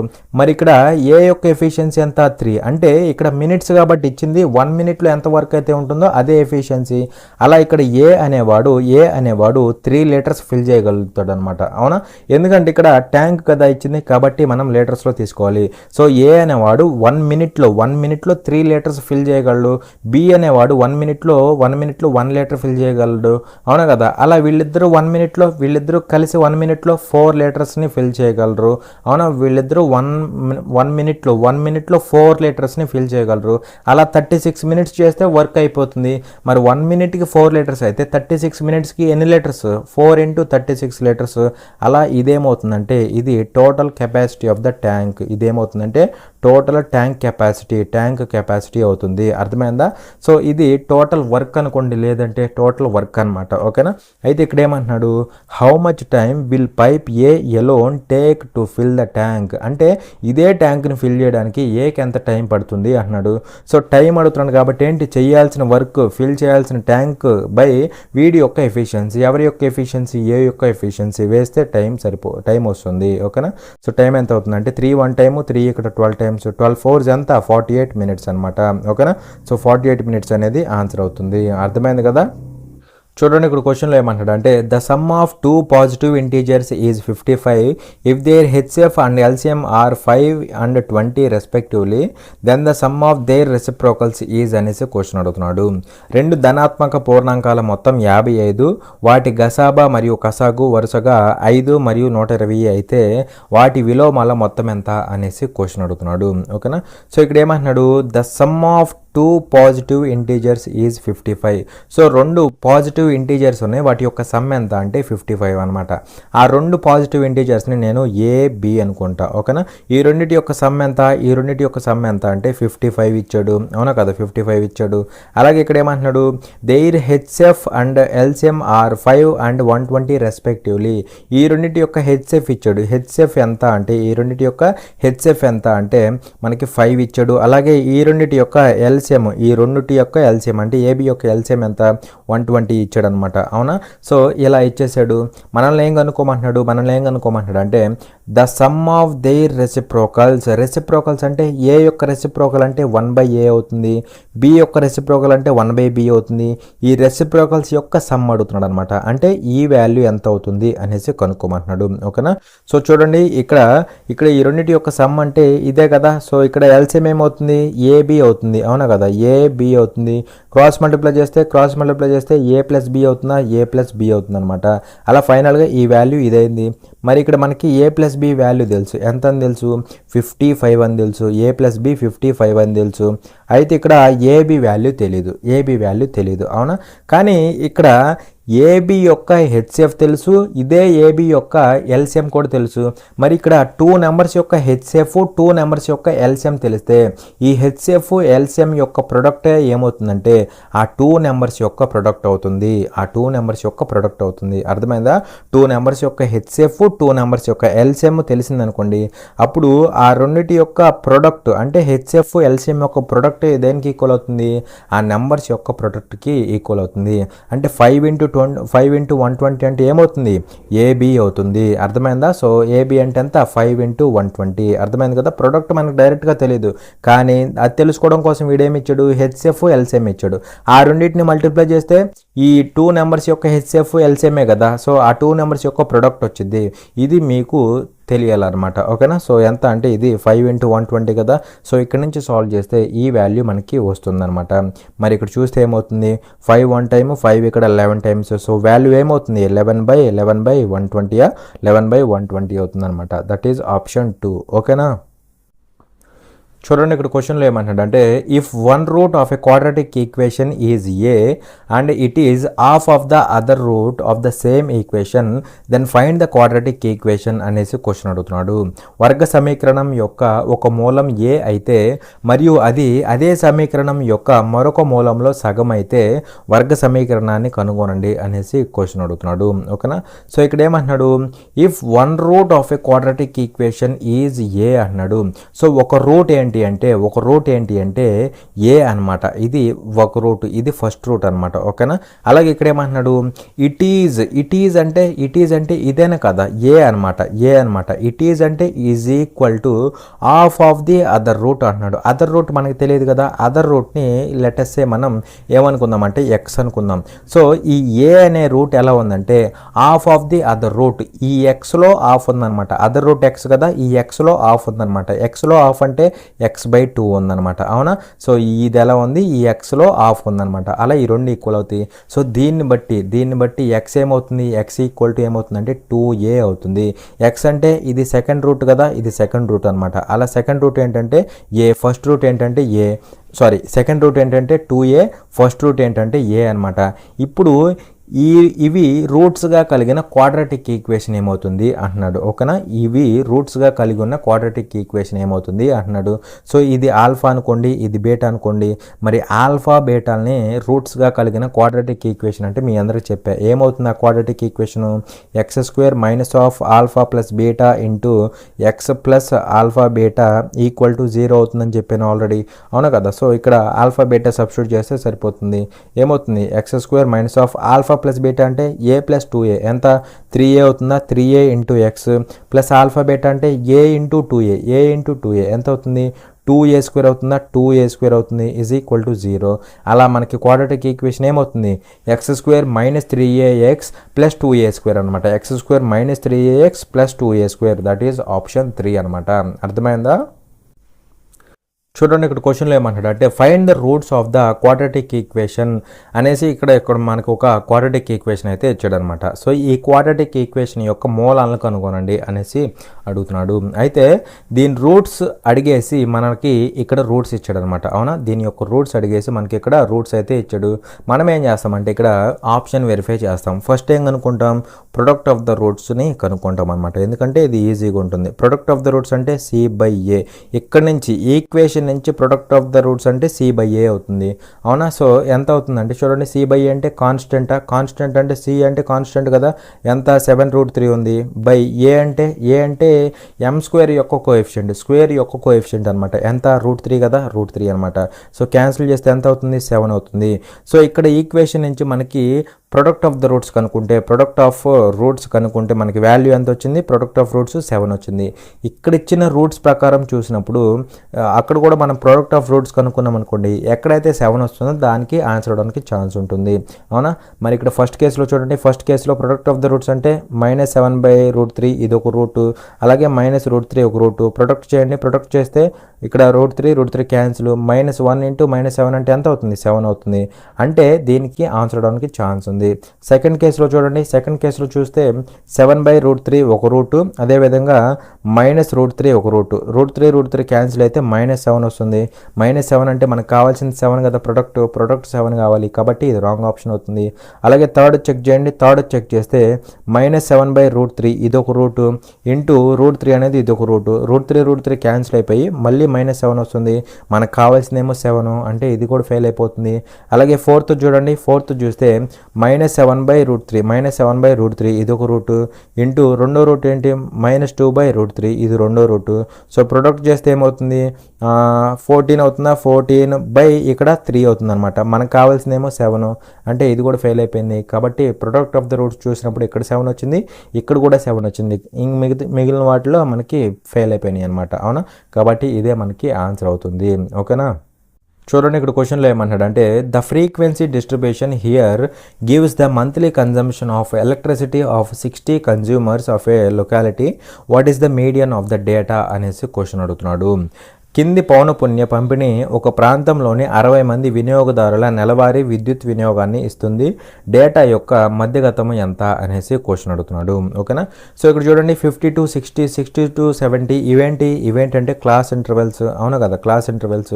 అలాగే ఈవెంట్ అంటే ఇవి ఫ్రీక్వెన్సీలు అనమాట. ఇవి ఫ్రీక్వెన్సీలు. మనల్ని అడిగింది ఏంటో చూడండి, మనల్ని అడిగింది ఏంటి? మీడియన్ అడుగుతున్నాడు. అవునా కదా, మధ్యగతాన్ని ఫైండ్ అవుట్ చేయమంటున్నాడు. అవునా? మరి మీడియన్ అడిగితే మనం ఎక్స్ట్రాగా యాడ్ చేయాల్సింది ఏంటి అంటే క్యూములేటివ్ ఫ్రీక్వెన్సీని మనం ఎక్స్ట్రాగా యాడ్ చేయాలి. క్యూములేటివ్ ఫ్రీక్వెన్సీని యాడ్ చేయాలన్నమాట. సో అది ఎలా వస్తుంది మీ అందరూ తెలుసు. ఫస్ట్ 6 తీసుకోండి, ఫ్రీక్వెన్సీలో 6 తీసుకోండి. 6 తర్వాత ఏమవుతుంది? 6 + 8 ఇలా క్రాస్గా యాడ్ చేయండి. 6 + 8 అంటే ఎంత అవుతుంది? 14 అవుతుంది. 14 + 15 అంటే 29 అవుతుంది. 29 + 20 ఎంత అవుతుంది? 49 అవుతుంది. 49 + 11 ఎంత అవుతుంది? 60 అవుతుంది అనమాట. ఇవి క్యూములేటివ్ ఫ్రీక్వెన్సీస్ అనమాట. సో ఇప్పుడు ఏం చేయాలి? Some of of the frequencies, ఈ మొత్తాన్ని యాడ్ చేయాలి. సో దాన్ని ఎంతో డినోట్ చేసుకుంటాం, n ఎంత అవుతుంది, మొత్తాన్ని యాడ్ చేస్తే మీరు క్లియర్గా చూస్తే ఇదే మనకి n వాల్యూ అవుతుంది. మొత్తాన్ని యాడ్ చేసినా మనకి 60 అనేది, లాస్ట్లో ఉన్న 60 అనేది n వాల్యూ అవుతుంది. ఇప్పుడు మనం చేయాల్సింది ఏంటంటే n/2 కనుక్కోవాలి. మరి n/2 అంటే ఎంత అవుతుంది, 60/2 అంటే 30 అవుతుంది. 30 కంటే జస్ట్ పెద్దగున్న చూడు, 30 కంటే జస్ట్ పెద్దగున్నది అంటే ఇదేనే కదా, 49 కదా. సో 49 అనేది 30 కంటే జస్ట్ పెద్దగా ఉంటుంది. అఫ్ కోర్స్ 60 కూడా ఉంటుంది, కానీ 30కి 49 అనేది చాలా దగ్గరగా ఉంటుంది. అలా ఈ 49 ఉన్న ఇది మొత్తం ఏమవుతుందంటే మనకి మీడియన్ క్లాస్ అవుతుంది. ఏమవుతుంది, మీడియన్ క్లాస్ అవుతుంది. అయితే ఇక్కడ ఈ వాల్యూస్ ఏమవుతాయి అంటే చూడండి, ఇదేమో లోయర్ బౌండరీ అవుతుంది, ఎల్ వాల్యూ అవుతుంది. అలాగే ఇక్కడున్న ఇదేమో ఫ్రీక్వెన్సీ అవుతుంది, ఎఫ్ వాల్యూ అవుతుంది. దీనికి పై క్లాస్లో ఉన్న క్యూములేటివ్ ఫ్రీక్వెన్సీ మనకి సిఎఫ్ అవుతుంది. దీనికి పై క్లాస్లో ఉన్న క్యూములేటివ్ ఫ్రీక్వెన్సీ మనకి సిఎఫ్ అవుతుంది. ఇది మనకి సిఎఫ్ కాదు, దానికి పైన ఉన్నది సిఎఫ్ అవుతుంది. ఇక్కడ జాగ్రత్తగా ఉండాలి, ఓకేనా. అలాగే హెచ్ కావాలి. హెచ్ అంటే height of the class. Height of the class అంటే డిఫరెన్స్ ఎంత, 50కి 60కి డిఫరెన్స్ ఎంత అంటే 10. అలా హెచ్ వాల్యూ ఎంత అవుతుంది, 10 అవుతుంది, అవునా. సో ఈ వాల్యూస్ అన్నీ ఉంటే మనకి డైరెక్ట్గా మీడియన్కి ఫార్ములా ఉందన్నమాట. ఏంటి ఆ ఫార్ములా అంటే మీడియన్ ఈజ్ ఈక్వల్ టు డైరెక్ట్గా ఫార్ములా ఉంది. ఏంటి ఆ ఫార్ములా అంటే L plus n/2 minus CF by F into H అనమాట, సో సబ్స్టిట్యూట్ చేస్తే ఏమవుతుందో చూడండి. ఎల్ అంటే ఎంత మనకి 80 ప్లస్ n/2 అంటే ఇప్పుడే వచ్చింది 30 మైనస్ సిఎఫ్ అంటే 29 అనమాట. సిఎఫ్ అంటే ఎంత, 29, ఓకేనా. సో ఇది 29 డివైడెడ్ బై ఎఫ్ అంటే ఎంత, 20 ఇంటూ హెచ్ అంటే ఎంత, హెచ్ అంటే హైట్ ఆఫ్ ద క్లాసు 10 అనమాట, అవునా కదా. సో ఇక్కడ చూస్తే ఏమవుతుంది, ఇది క్యాన్సిల్ అవుతుంది.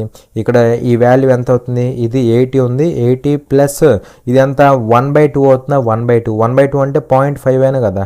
సో అలా ఫైనల్గా మీడియన్ ఏమవుతుంది, 80.5 అవుతుంది. This is our median. So అలా మనకి ఫస్ట్ ఆప్షన్ అనేది ఆన్సర్ అవుతుంది.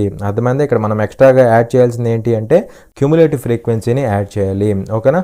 సో ఇంతవరకు కాన్సెప్ట్ అనేది క్లియర్ అనుకుంటున్నాను. For more such free videos, subscribe to our channel, like, share and comment. Thanks for watching. Jai Hind.